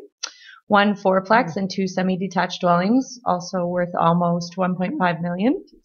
Totaling 14 new units, 7 in Clifford, 2 in Hairston, 4 in Palmerston, and 1 in the township. Of the single-family dwellings, 5 of the 6 are in Clifford on our Ann Street lots. The fourplex is in Palmerston on Derby Street. Just on that, just if you got time someday, just take a drive down and see that pole. Oh yeah, amazing. I It's tried. unbelievable. Okay, it looks Yeah. like it's out of a book or something. Yeah. Exactly. All the construction. I try and do it periodically, right? And then you see the progress there. Sorry. 14 residential units. 8 of these units are on lands council has sold, totaling 13 units this year if council has. Sorry. Council. Wait, what was that thing I about the gotta stop 13 units? Okay. 10-year permit numbers. So our 10-year average is 67.5 units. Permits to date 95. Wow. So that This 10-year picture- average is up till the end of the year, though, isn't it? Or is it No, just that's year to date, monthly. too? We do that monthly, Oh, yeah, as well. Okay. So this is a slab going up at the Palmerston. Oh, There we go. Palmerston Lions Park, the sunshade shelter that Matt was referring to. 10-year average of construction. Obviously, we've rather exceeded that. 6.83 million versus this year 16.667 million.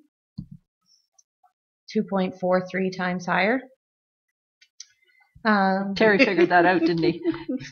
He did. He gave look at the notes. I probably would have went better if I just winged it.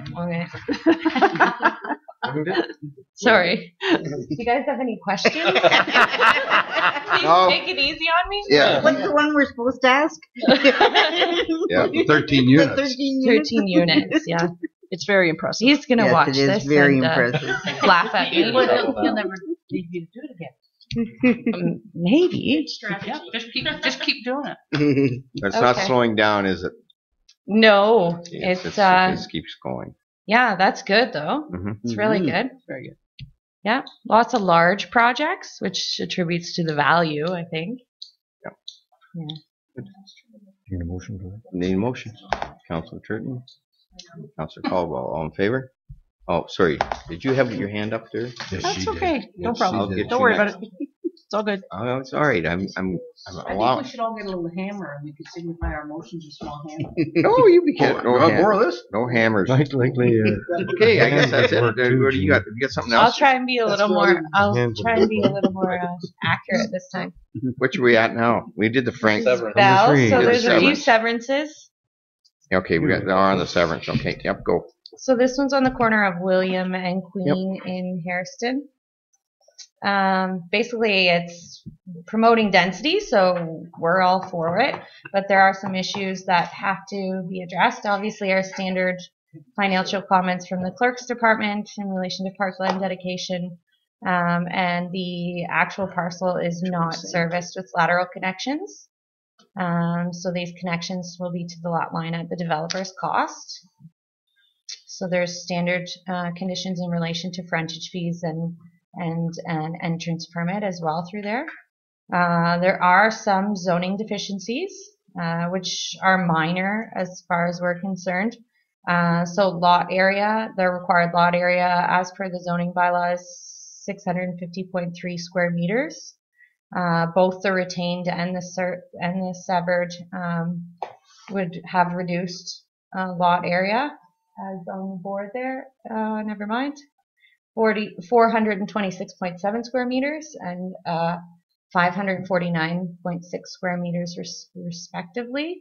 Also, the lot frontage on the severed parcel, they're required is 20.1 meters, but it's shown as 17.0.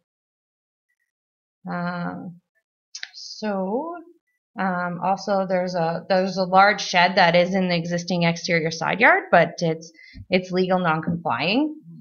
So we're not going to require that to be addressed through the zoning. Obviously, standard building permit fees and development charges would be required upon development. So the recommendation is basically a list of standard conditions as outlined in the report. If that's okay, I won't read them. Yeah, don't worry. Okay, they're from our standard conditions report that I brought forward last year. Any questions on it? We have a mover? Ron and Judy, all in favor? Yeah, I got it right in there. Good. Okay. Another severance. Yep. Another severance. So this one's a rural severance, part lot 21, concession 11. The applicant is Vanderkoy on behalf of Cubit. So basically, it's my understanding in this case, there's a small, this is kind of confusing, but there's a small portion at the road there that's kind of like a trapezoid that's already existing. You can't tell it's there when you drive by because there's nothing dictating that it actually is there. All right, this. Now, which one? Sorry, which one of the enclosed white lines are we talking about? There's three there. So I wish I had a little laser, but in the center, so that larger portion is exactly is almost 100 acres. In the center of that, there. Yes, thank you, Emily. Where's the access? Oh, Maybe off the road here. so where there's a rectangle that's gray and then kind of a funny shape that's green beside it. Hey, hang on.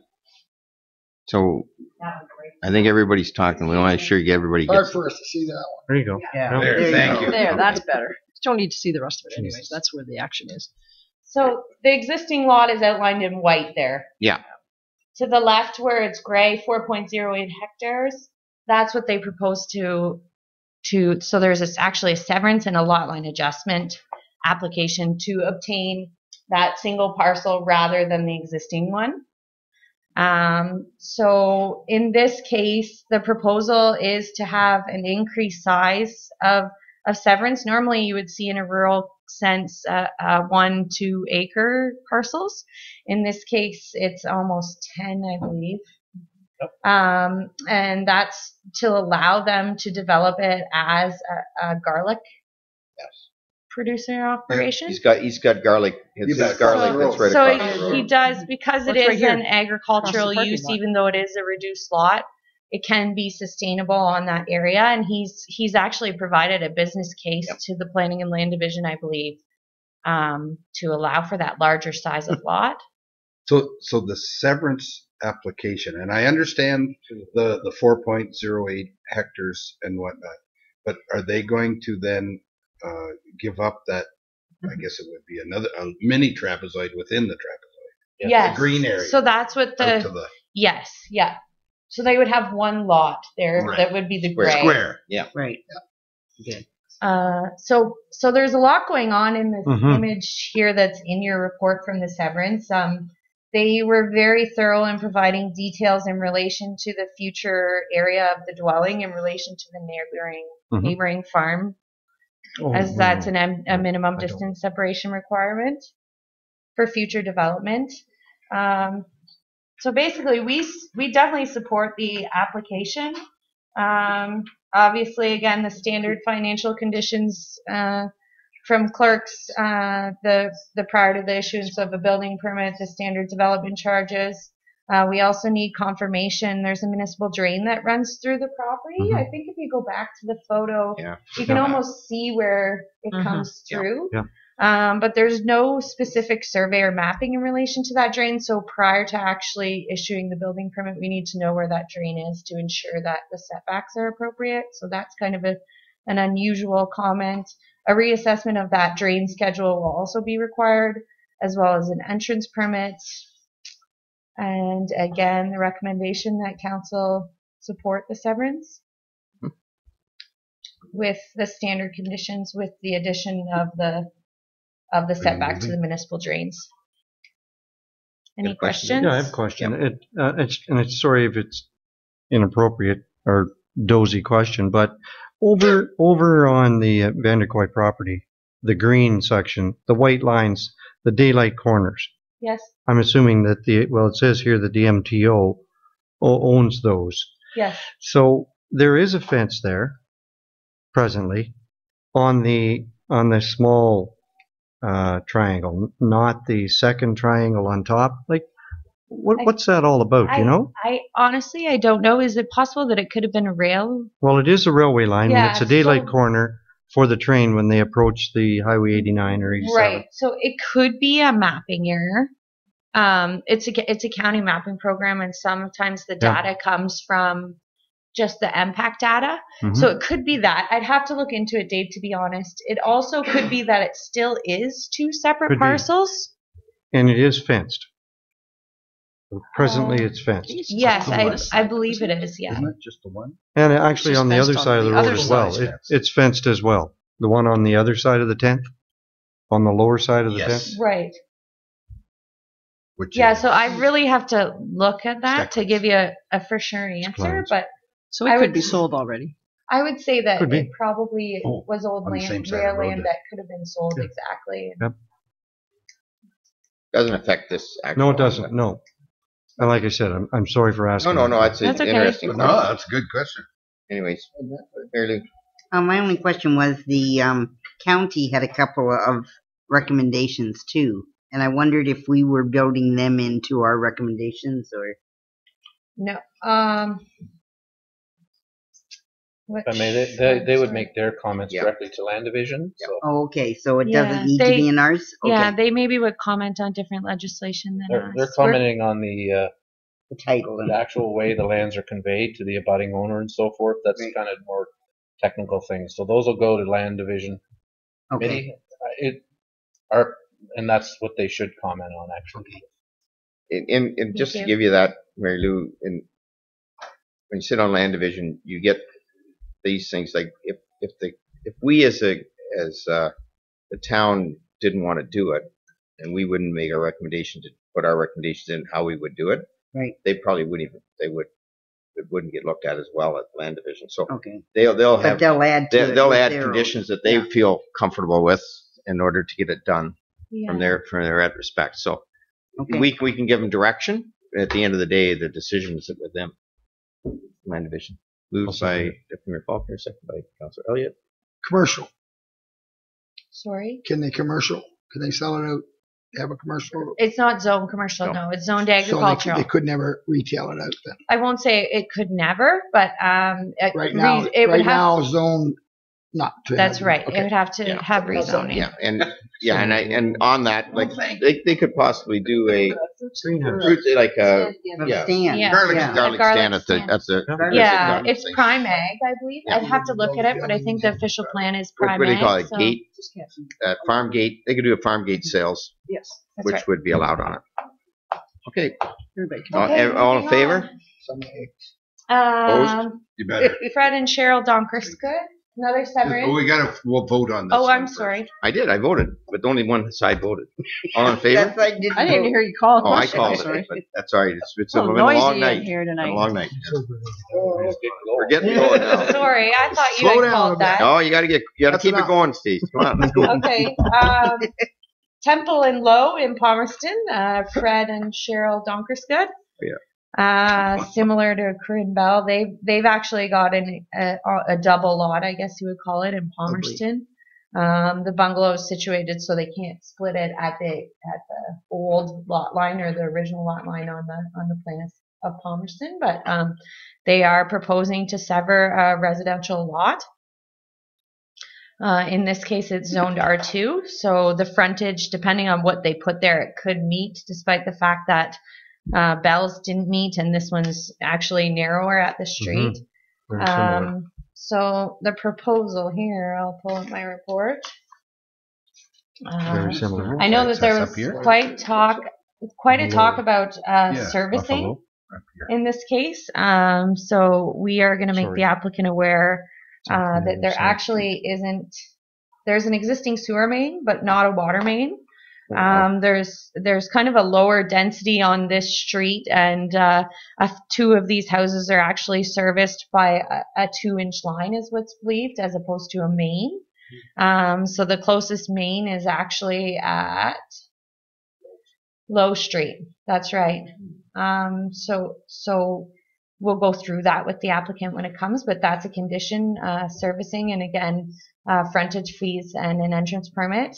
Off a Temple. Yeah, Correct. the entrance would be the frontage. Yeah, they only have frontage on Temple. Yes.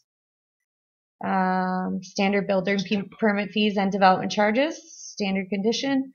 But basically, we would recommend that the County Land Division Committee approves the application with our standard conditions that we normally include. Hey. Yes, Ron. Is it huge money to run the water from Low to that lot? I can't answer that. I'm sorry, Ron. Do they have to put a main in? The Rip up the road? that would be. Sorry, go ahead. Bill. Yes, they will have to put a main in. It'd be at their expense. Yes. That's fairly Cost. costly. Be what it'll be, but there may be some small town contribution if it improves servicing on that street. But we did maybe 5,000 or would there be 10,000. would there be an opportunity, Bill, to the two that are on the 2-inch to fix them? No. Well, they're further to the west. Oh, yeah. So Okay. I'm not sure. We didn't really have a this is what we want conversation. Well, we did say that a main would be required and it'd be probably costly to do so. Yep. And the road wasn't in the best shape, I think. I didn't make note of that in my report, but I think that came up at the meeting. So I drove over it today. yeah. And did you move it to second it? Did you second it? I can, yes. I was glad to do that for Who you. moved it? I can do that too. Oh no. But then you can't second it. I'll second it. Okay. You move it and seconded by Mary Lou, and all in favor. Yeah. All right. Quite open to Okay. support. So my grim finale, I guess. Site plan for JP Horgan, new purchaser, obviously, in the Palmerston Industrial Park. So basically, the proposed building is just over 6,000 square feet. Obviously, a new loading dock space with proposed retaining wall and catch basin draining to the street or roadside ditch. Similar to Felix and Bernice, this building will be set up to allow for future separation of units if he so chooses. At this time, that's not on the building permit, but there's also 3 parking spaces, which does comply with our with our zoning bylaw. We could propose that they increase the parking spaces, or at least pave some area to increase it for future when they do expand their units. But the proposed water and sewer service locations, we know where the valves are. On this application, they've actually included, this is just a new comment that came in today, they've included a 38 millimeter water line. However, there's only 25 millimeter service to the lot. This isn't a concern for the required water flow for the building, like for the building plan submitted. And we have forwarded that comment back to the contractor to address. In this case, obviously the parking or the paving again, and then landscaping. There's very little landscaping showing at all on the site, so that would be something that we'd like to see consistent with our policies. And my recommendation in consideration of this report, conditional upon the matters outlined: water and sewer servicing connections, site grading, drainage, and paving details, and final landscaping and garbage storage. That we have council considers passing a bylaw in regular session authorizing the mayor and clerk to sign the site plan agreement once the landowner is signed. We're a seconder. Mayor Faulkner. Councilor Turton. All in favor? Questions? Late. It's too late. It's a standard thing, and it's great to see another. And both of these, I think, are going to start as soon as possible, right? Yes. Horgan's breaking ground tomorrow. Yeah. Wow. They're just starting to move dirt tomorrow. Whether or not they'll have their building permit, we have to work out the details of the site plan agreement. But we could have been real nasty. Yeah, we could have.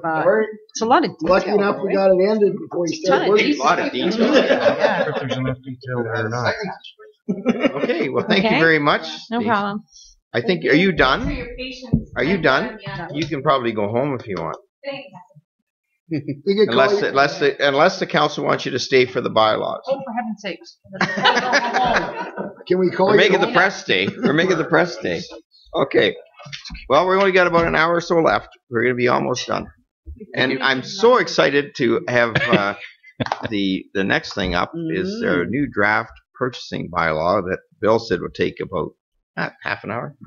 Sure. Okay, about a half an hour. So just relax, sit back, relax. Well, I would like to be done this before 9:30, Mayor Bridge, if we could. So okay, let's get at it. This is a very, very important bylaw for the municipality. Our bylaw is 13 years old now, and I think those who were on the last term would remember we started to talk about this, but it's really taken me 3 years to get through it. So it's high time we reviewed this bylaw. It involves people's livelihood and the things we buy in the community. So we have to be very, very careful. We are up to date and compliant with the legislation. First slide shows you the authority for passing a purchasing bylaw. It's Section 270 of the Municipal Act, and there are certain specified things that have to be in these bylaws now, dealing with accessibility, among other things. It's supported in our strategic plan as well. Back when we did the presentation to the previous council, there was issues with the 2004 bylaw because it referred to a management team and a different structure, and it had different award levels for department heads up to $25,000, and it wasn't clear when council approval was necessarily required. There was also 8 alternate purchasing methods. We've dropped that down to 6 with this, and there was 8 schedules in the bylaw. We've dropped it down to 1. So it's a little clearer and a little more concise. We've also clarified what single source purchasing is and emergency purchasing and where those things apply. And I mentioned environment, accessibility, and local bidders. So we had some issues over the years with local bidding and making sure that they had every opportunity to bid on projects. Just a little bit about what courts talk about when we're dealing with purchasing.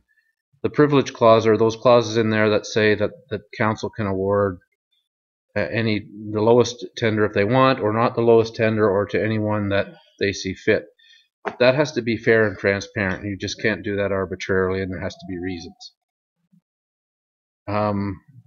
We've made the procurement process a lot clearer now. It's basically under section 9.3, and we will go through that. And it also talks about using a purchase order system that I know some on council had been recommending we move into. We have intentions to move into that, but we want to do it electronically. So for now, it provides for it in the bylaw, but it will come into effect when we have a proper policy and a proper way of doing it electronically. The other thing just to say is that the courts have not distinguished between a tender and a proposal or a quotation. Essentially, you have to deal with them appropriately, fairly, and transparently.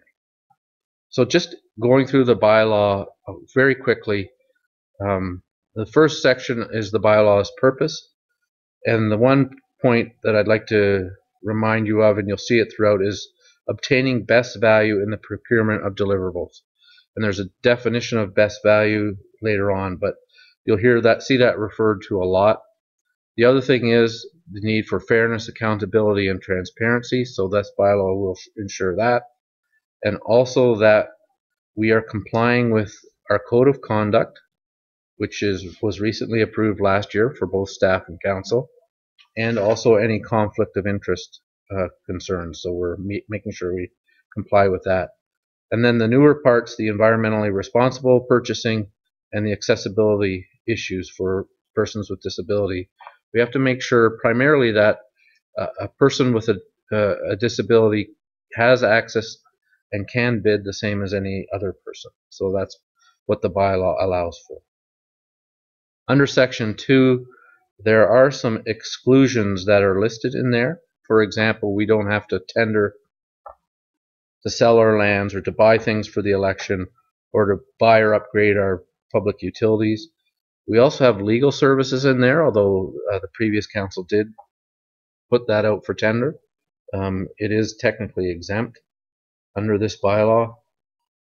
There are a number of other things in there that really are pretty obvious exemptions, like training and remuneration and things like that. Section 3 is the definitions. There's quite a number of them. I mentioned best value means in relation to a purchase that the purchase represents the optimal balance of high quality and financial terms. So there's also, I mentioned that proposals, quotations, and tenders are the same.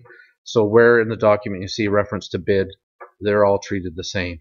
And finally, the definition of CAO clerk and department heads includes designates, and the CAO clerk definition also includes or subsequent person or title that represents the administrative head of the municipality. So at some point, if their CAO clerk becomes some other kind of CAO, then that person has the authority under the bylaw for the CAO clerk.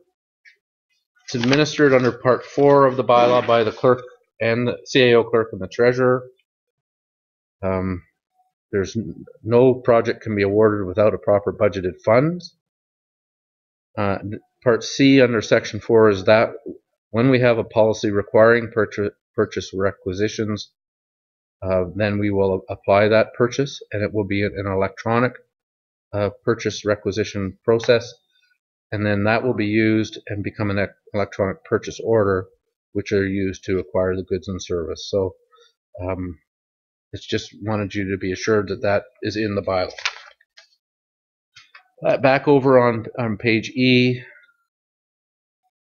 there's the exemption again for the CAO clerk to buy election supplies.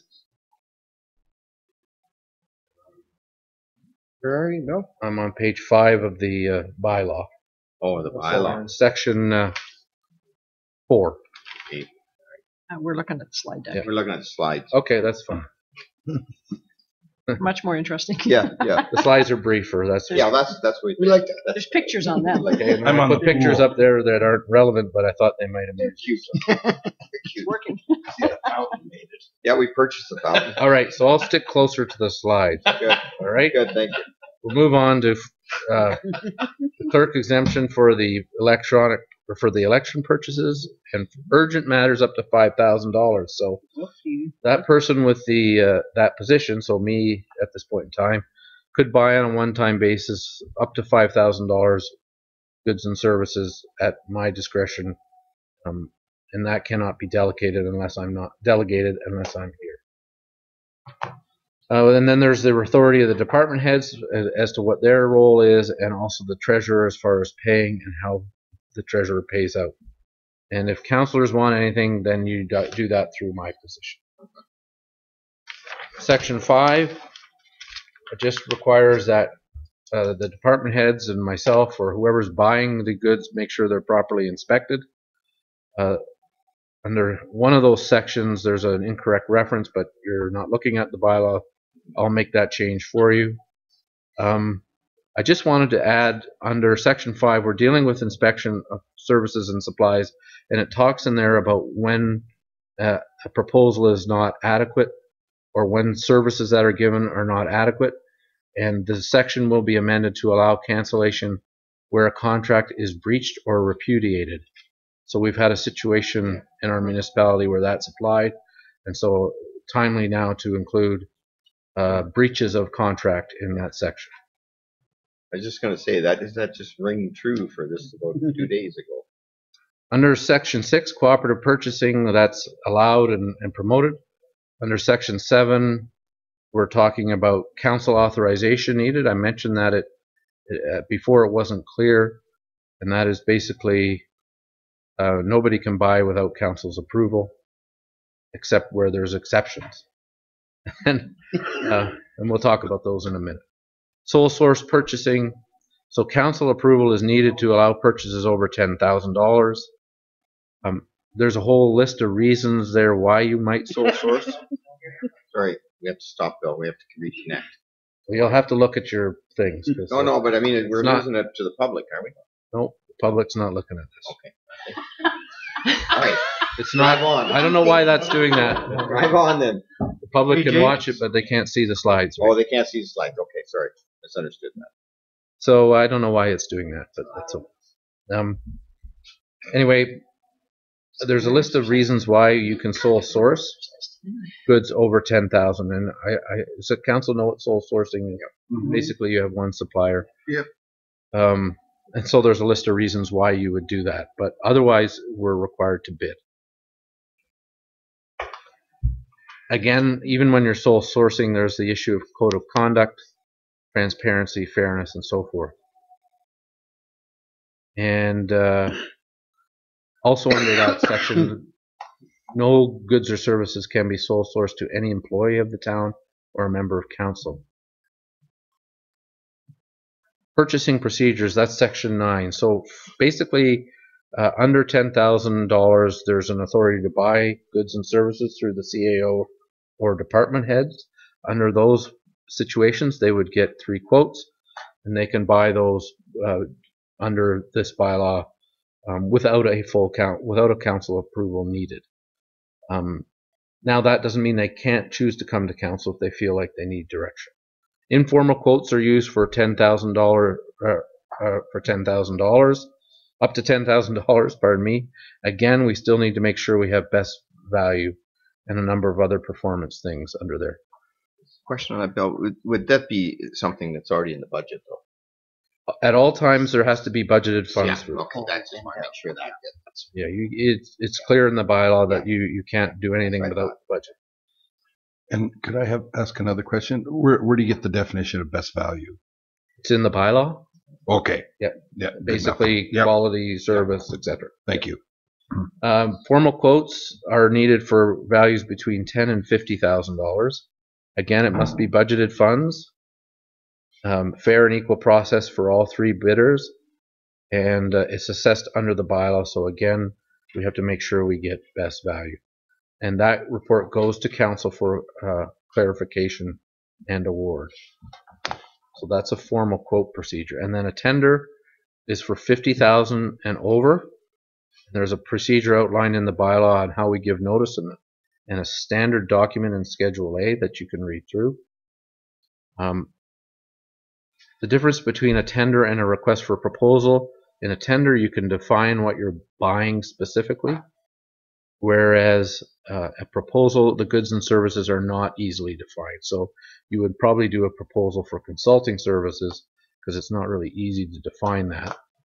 But you would do a tender, say, for a grader, because finding a grader is pretty easy.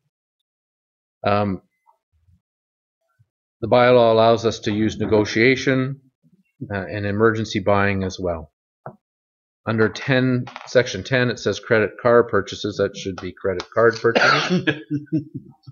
So basically, credit cards should be used to buy operational things, generally from local suppliers, and we're talking about things that are supplied generally all over the place. So, for example, if we have to buy some lumber for a project, then that can be bought with the credit card or on account at a location. You don't have to go to tender or go to quotes and buy that, 30 kilometers away because it's $5 cheaper. I think a credit card, it makes it clear that you can do that, but you still have to seek out best value. Number 11 section is a bid review committee. You've had those before where time was of an essence, and you can rely on the bid review committee, but only if there are no challenges to the proposal or tender process and the decision is unanimous. If there is any issue with that, then that has to come back to council, and you would only use a bid review committee if there was a major delay.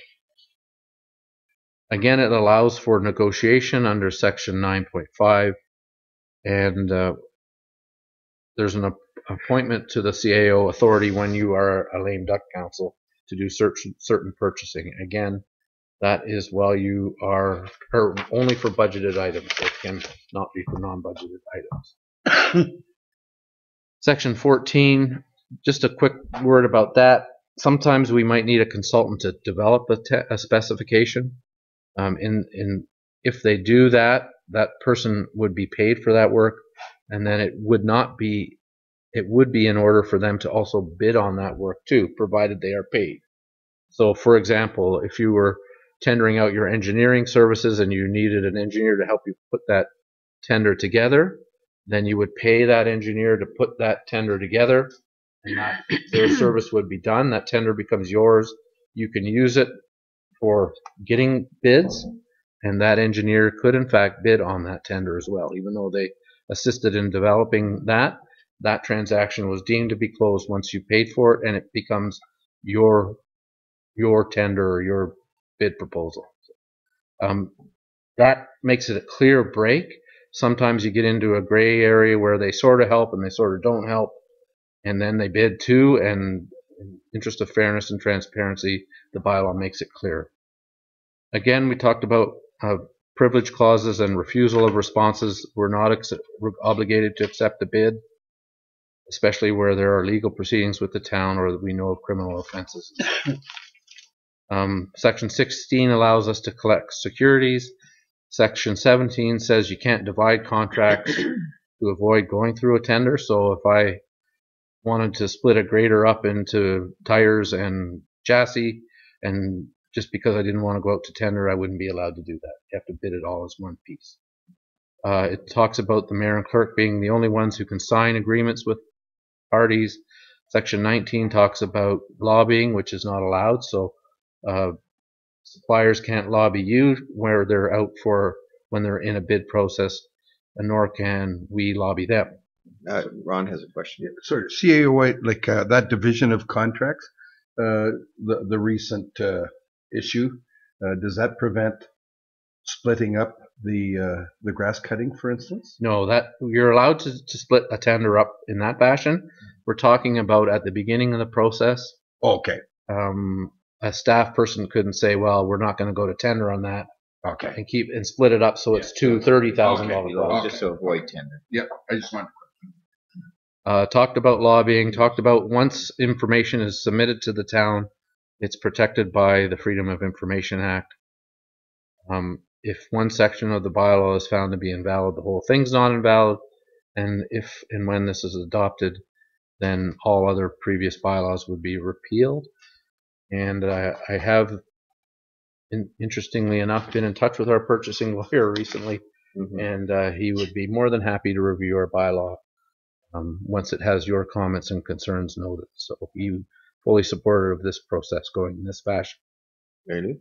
And then Ron. Just way back, you had no quotes can be awarded by department heads up to 25,000.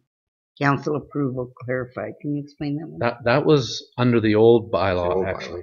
So up to 25,000, it used to be that department heads could award them without a council approval.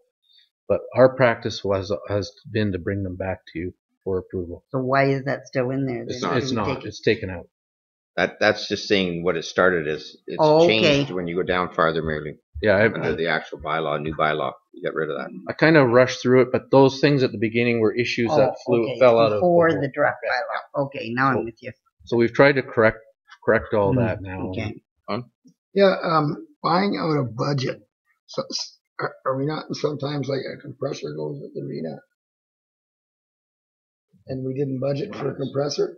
Yeah. So how would that fit into this bylaw? So that could be an emergency thing, depending on the perspective, or it would have to come to council for direction. We could do that through direction. Yes, from council. Okay. But I don't think you want us sending out tenders without your knowledge for things that aren't budgeted for. That's what it's for. Thanks. Any other questions? Just a comment, Bill. I think that's as well laid out. And all kidding aside, and it's tough going at the end of a long session, but we're just in the middle, man. We're just getting going on. And I like the fact that we're going to run it by our bylaw, or what'd you call him, our lawyer? Lawyer. And that's another advantage of having a firm that has different lawyers for different things. And he was very helpful in this last event that we had. And I think it's due time that we got it all laid out so that we know where we're at. And I think you laid it out. Mayor Bridge, I thank you for that. On one other thing, and I don't want to prolong this any more than we have to, but sometimes you can go to a public meeting on a purchasing bylaw. I don't know whether you want to get feedback from the vendors out there. By and large, I think we've done pretty well on it. Every once in a while we run into issues, but it's a very, very important bylaw. You're not obligated to give notice and hold a public meeting, but that is an option if you wish to do so. I would be surprised if you have a lot of people come to a public meeting. If nobody's bidding on anything right now, but I think if we get this out and have it out there like today, I myself don't feel that it needs a public meeting, but I'd be surprised if we have a bunch of people come to it. But transparency is transparency if you guys want to do one. Yeah, and my comment is we have professional people that we trust that are going to check it, and we've read it carefully ourselves, and I don't see the need here. And I think too, fair to say that if there is a problem presented to us, it can be changed too. Mm-hmm. Yeah. So if something comes up that we have missed, then it can be changed. Not that we want to set up things and then change them. So are we all right with not at this point having a public meeting? I think it's well laid out. It's more transparent now going forward with the new one than we had with what we had, other than a few complaints with a couple tender situations. I think it strengthens. I think it tightens it up with some of our concerns we've had. That would be on our website. It's on our website as well. Yeah. Mayor Bridge, we certainly can post it on the website, but if there's any reporting on it, but if you're here, people are talking to the people, you can just refer them to that.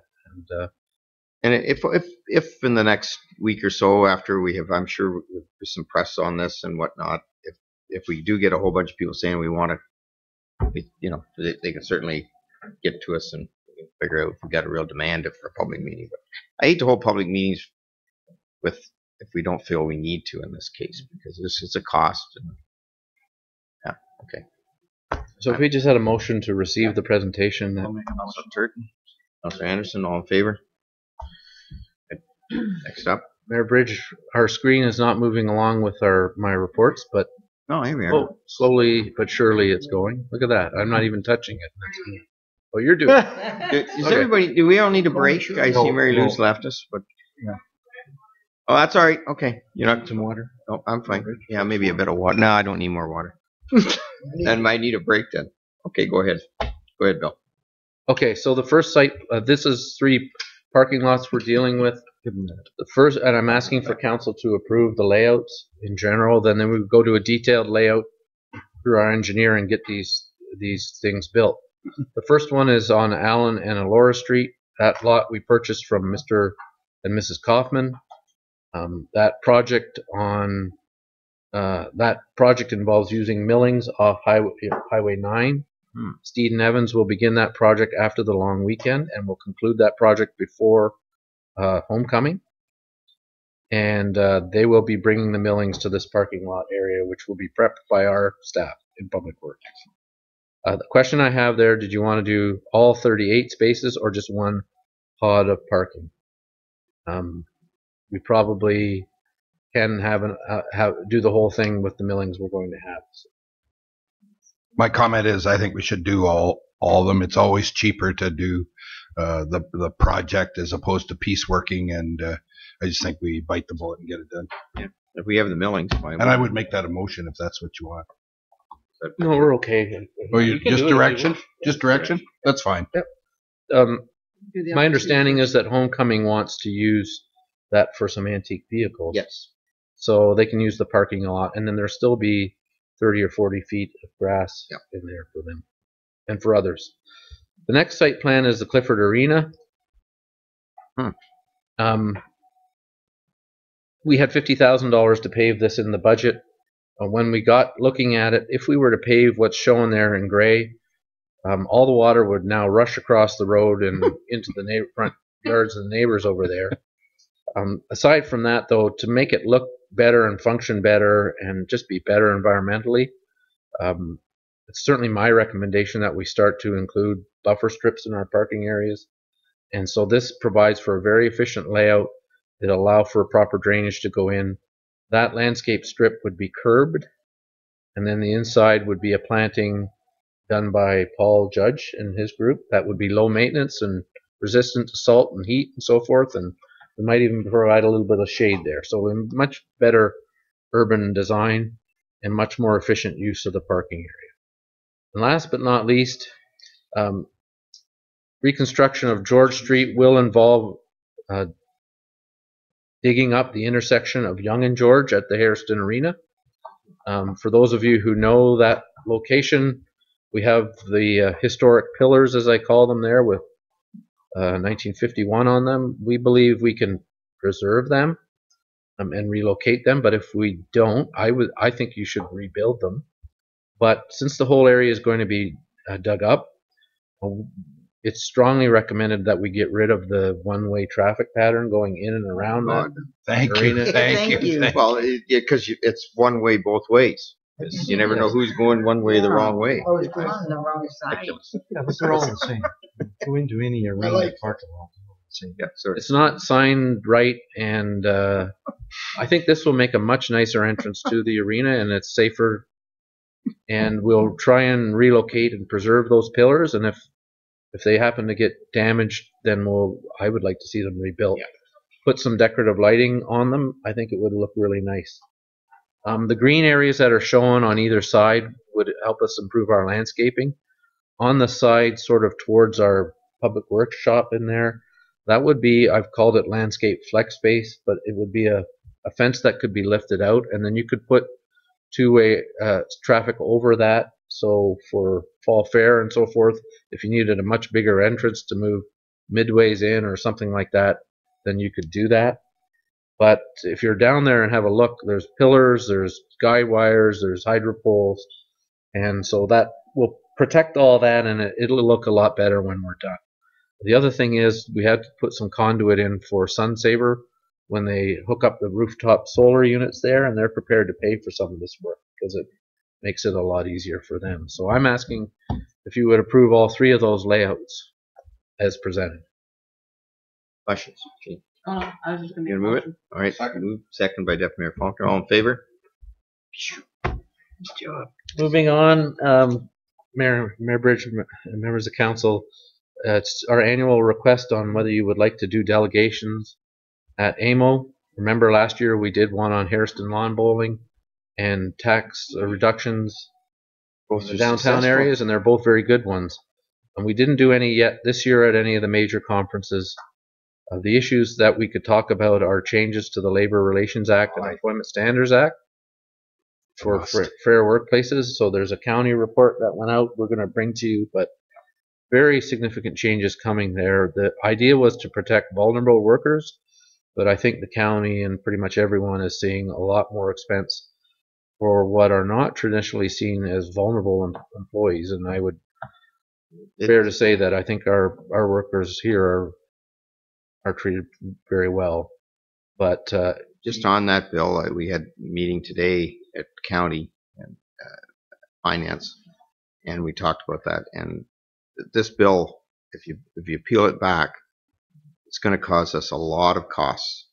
I mean, we're talking things like giving 4 days notice on and having snowplow operators know whether they're coming or not, part-time snowplow operators.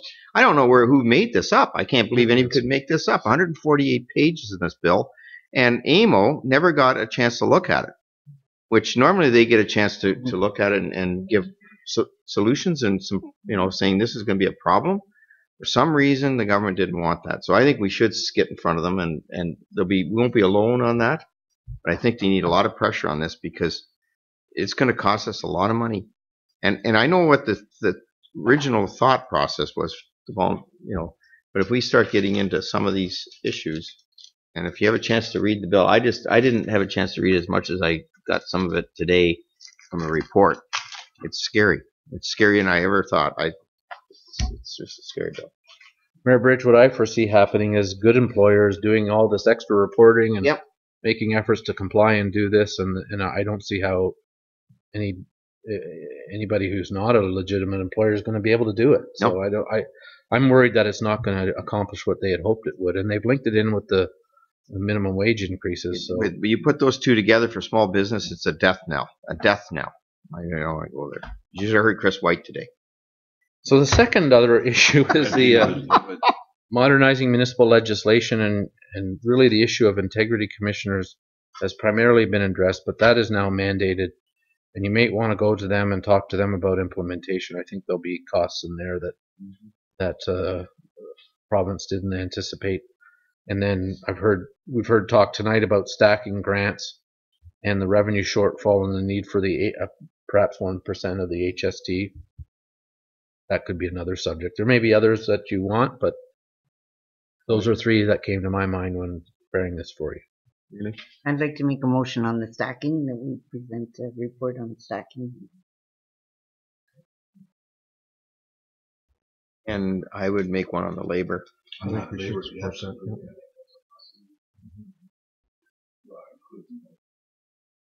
We don't necessarily get. We don't always get all of them. And I think Amos done a pretty good report, Gord, on the 1%. I mean, we sent it out to us, and we signed off on that. And yeah. So that, but they're saying that they want to go that route. So. Also, the stacking may not be appropriate. Then is what you're saying? No. The stacking's fine. I mean, we can talk about it. It could be federal, but we can talk about that. And I think the labor one is a 2. I would try to get. Unless anybody else has any other ones. Need a seconder and a vote? Seconder? Councilor Elliott, all in favor? I apologize. That letter for Randy Pettipiece, that's the old report, so I you don't have to see that. Just got stuck in there. My fault. And street lot bids. Remember we passed a resolution back in April to go to 2 separate bid processes. The first intake was June 9th. We have 6 bids that came in for 10 lots. 4 of the 6 people can get their first choice, and the other 2 people would get their second or third choice. They all had compliant bids. They all provided the required deposits. And I've been in touch with all of them to let them know what lot that we would be recommending for them. and it seems like everyone is happy. So all of these would require building permits to be issued this year before November 1st. They would close in a variety of time frames, but we would end up with, if we sell all these lots, plus the sales we've already made, about $512,701 from selling the lots in blocks A through E, just in raw land. Just by way of a summary, if you include all the lots we've sold in Clifford, we're at 8, and sold or potentially sold, we would be $838,000 in sales revenue and 46 new homes minimum. And I don't know that anyone ever saw that coming 4 years ago. Oh, we all did. Some people can say they We're going did. to take it. We're going to say we all thought it was happening. If there's any questions, there's still 4 lots left. The servicing work will begin later in the summer. We've talked to Moorfield, who was the successful bidder, and they're going to be able to accommodate some of these people who want to get in the ground earlier. And then in September, we can go out for bids again, and those would be for next year, I would think. So we have those 4 lots in red left, and if they go under that bid process, we'll basically be done. But from what I can tell now, there's about 10 houses under construction there, and this would get hopefully 6 more going by November 1st. Pretty sight. Wonderful. And all of these are water users and taxpayers, and also we kept the trail, so it's quite a street at this point. Yep. Our recommendation is to proceed with those sales. Mover, Gene, and Mayor Faulkner, all in favor? Good stuff. It was really fun watching those get opened. Money, money, money. The next one is a petition that came in from the people of Clifford. Many of the people who do a lot of activity in the community, and I think they were well intentioned to try and open our eyes up to the state of a property on Nelson Street between Brown and William. It's naturalized right now. Naturalized means we don't do much maintenance in there at all. And I think some of the community felt like they would like to see that to be a park and developed and cleaned up before homecoming, but we had a look at it, but frankly, there's just absolutely no way with all that we have going on right now that we would be able to do that. It is designated as a natural area, and beauty is in the eye of the beholder, but I think it looks all right. It does get overgrown, and if you were to walk in there, you're probably walking on stumps and fallen branches and things, but that's what naturalized means. So I spoke to Mr. and Mrs. Gerber and told them that was where Public Works was on this. I have chatted with Paul Judge, our TLC coordinator, and he's prepared to go in and do a little bit of tidying up where he can and plant some trees to try and help move it along. But our recommendation is that you leave that as naturalized to receive the petition. It was important for you to have that petition because almost everyone that involves themselves with you has signed it. So yeah, pretty well. It's a good group of people, but I'm just wondering if the perception would be different if it was signed in some way naturalized area.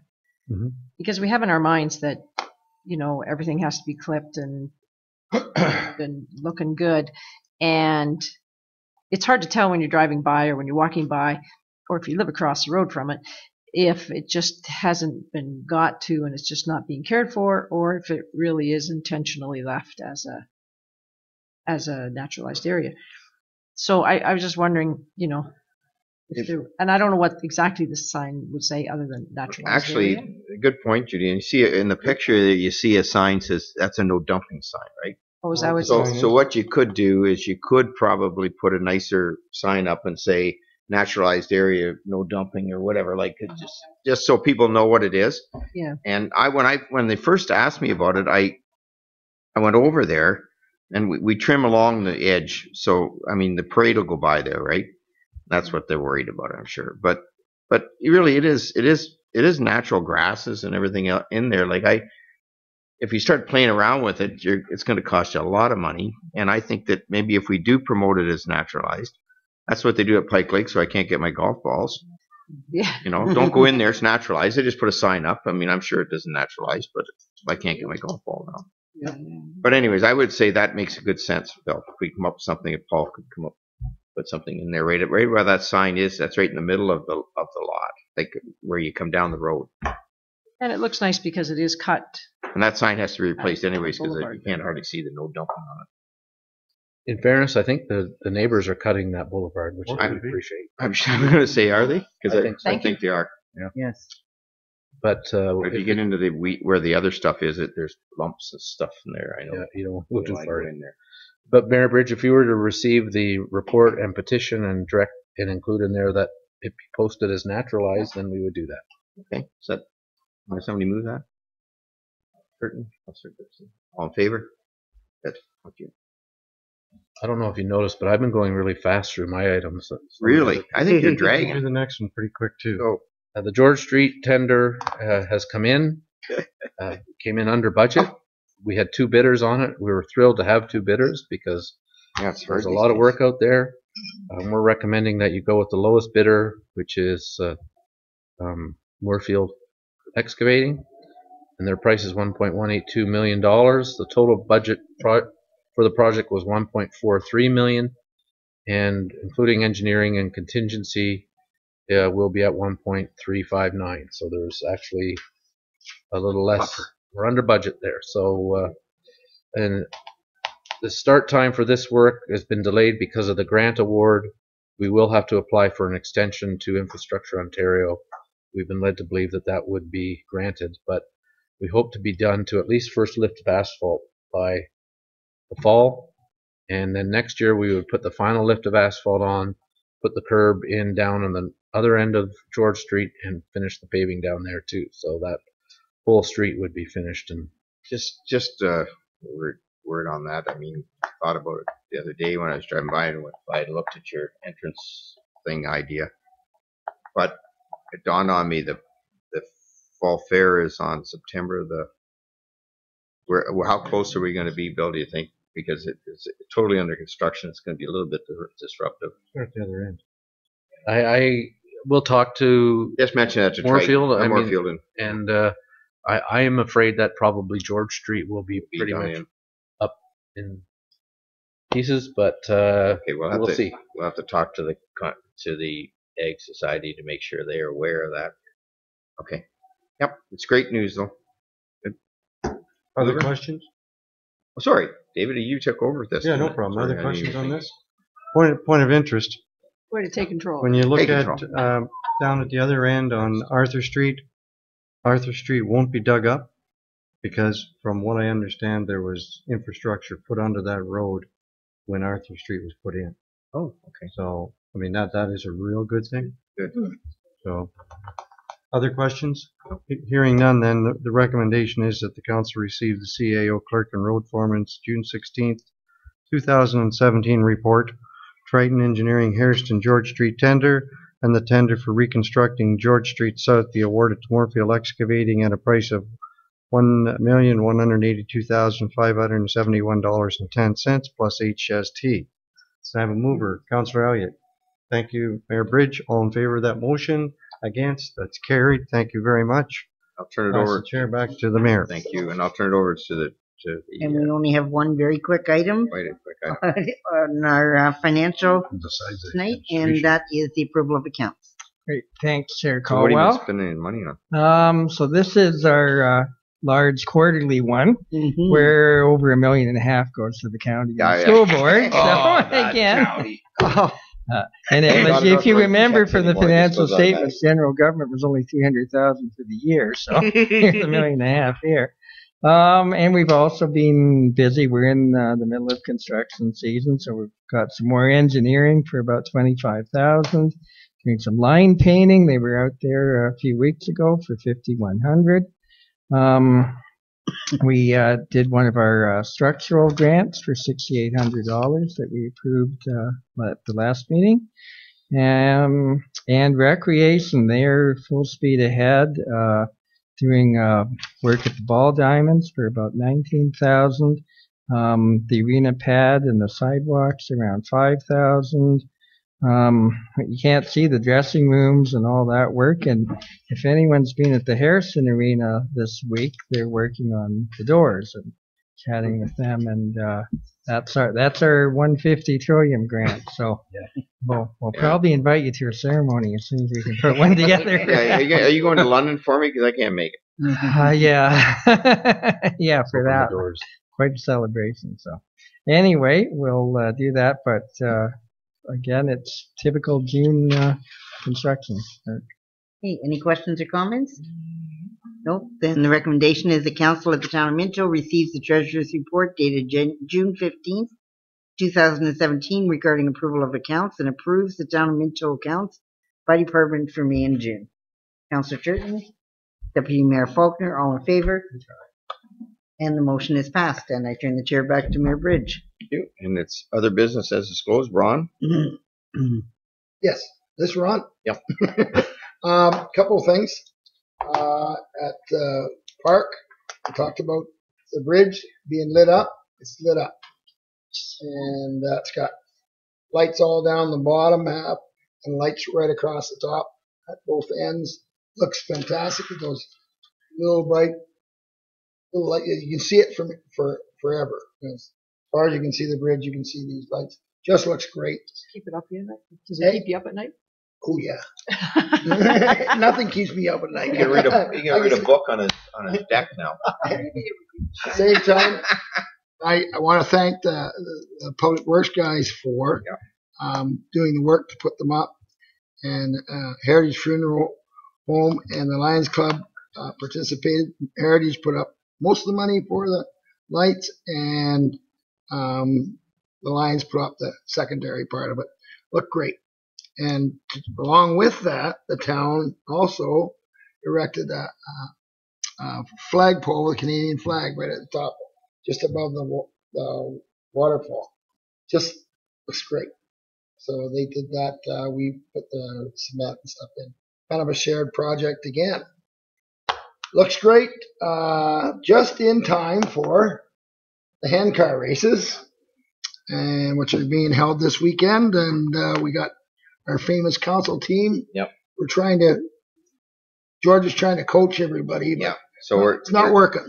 Right now, we thought of having tryouts, but I don't think we need tryouts because we only got about 5 people that are fit. Just there. Jean tried. She worked hard at it. She's gone on one crutch now, but she doesn't feel she'll be able to do the hand cars yet. So. And that evening, as you jump off the cart, you can go in the refreshment area and join the party in the park. Jump off the cart. They'll be falling off. Oh, yeah. No, not the way we go. Oh. Yep. So, good stuff. yeah. So that's what I have. Thanks. Yes, thanks, Mayor Bridge. So I want to my kudos as well to the park over there.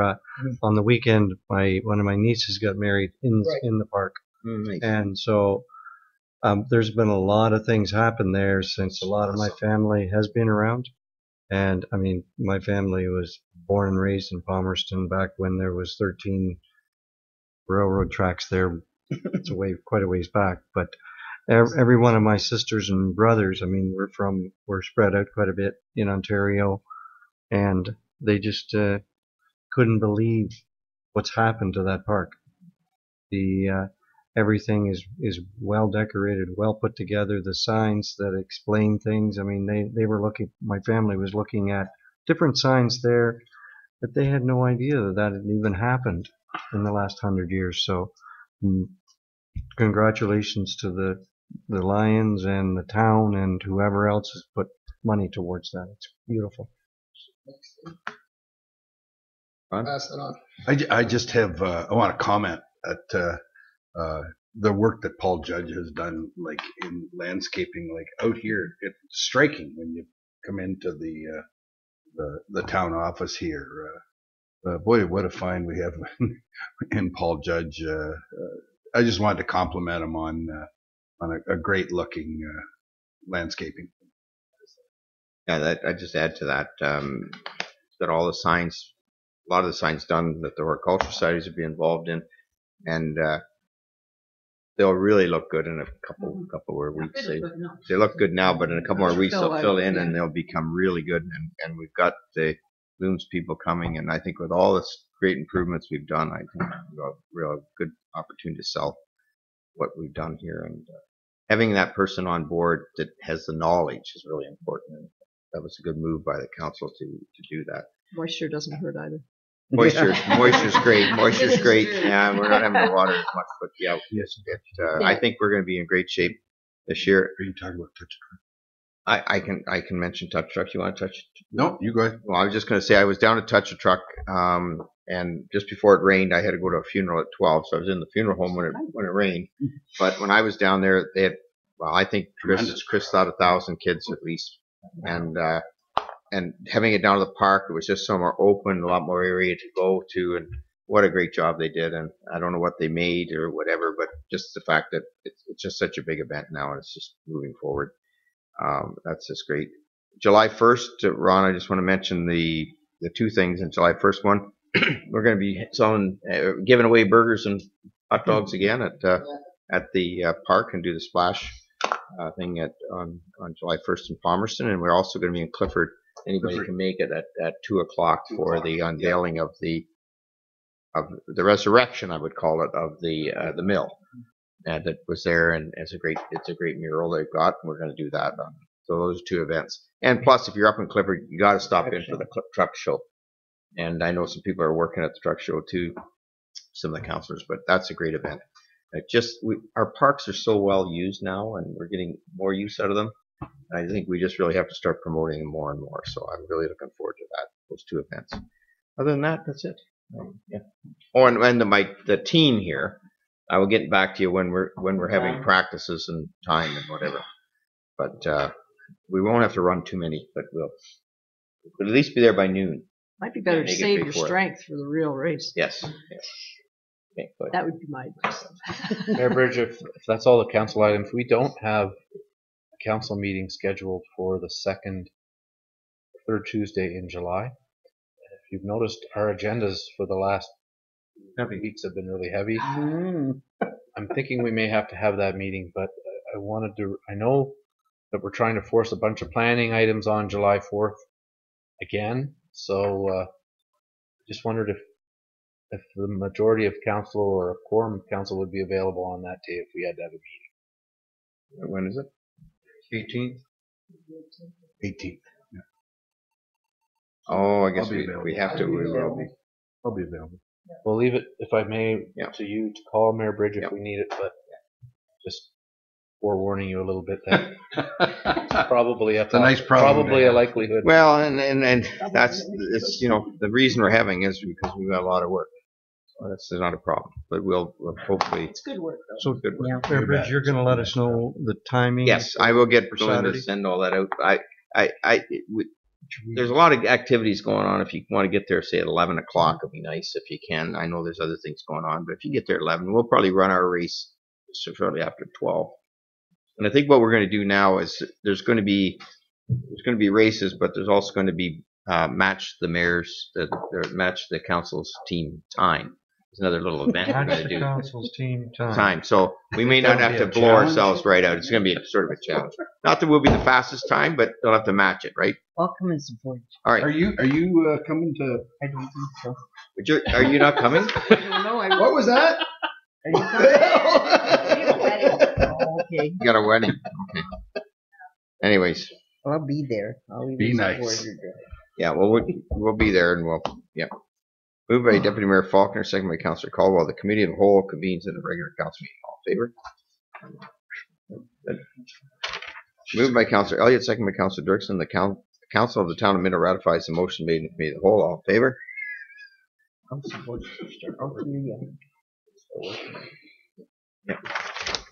Moved by Councillor Caldwell, second by Deputy Mayor Faulkner. The bylaw number 2017-50 to amend the current zoning at 6729 6th line Minto from extractive industrial EI to agricultural A. The extract? Yeah, you got it. Right. I've never heard that term before. That's a gravel pit. Okay. Yeah. And natural environment NE Be introduced and read in first, second, and third time and passed on to council, seal of corporation. Why don't you just call it a gravel pit, right? Yeah. That's the planner. Hey, big money. Moved by Councillor Turton, second by Councillor Anderson, the bylaw number 2017-51 to amend the current zoning 9304 Road 3 north from agricultural A to agricultural exception A115. Introduced and read first, second, and third time and passed on open council, seal of the corporation. All in favor?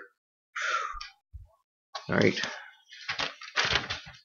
Moved by Deputy Mayor Faulkner, second by Councillor Elliott, the bylaw number 2017-52 to authorize the execution of a site plan agreement for Felix and Reese Weaver to permit an industrial addition at 111 Frank Lambier Court, Palmerston, be introduced, read first, second, and third time, and passed on council, seal of the corporation. All in favor?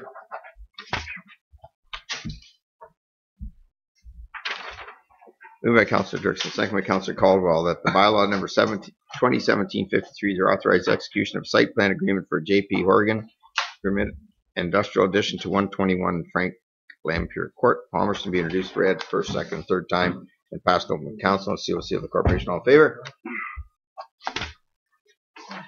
Moved by Councillor Anderson, second by Councillor Turton, the bylaw number 2017-54 to confirm actions of the council of the corporation of town of Minto respecting a meeting held June 20th, 2017, be introduced, read first, second, and third time, passed open council, seal of the corporation. All in favor? And last but not least, moved by Councillor Elliott, second by Councillor Turton, the council of the town of Minto adjourns to meet again at the call of the mayor. All in favor? Yes. Great meeting, everybody. A lot done, a lot accomplished.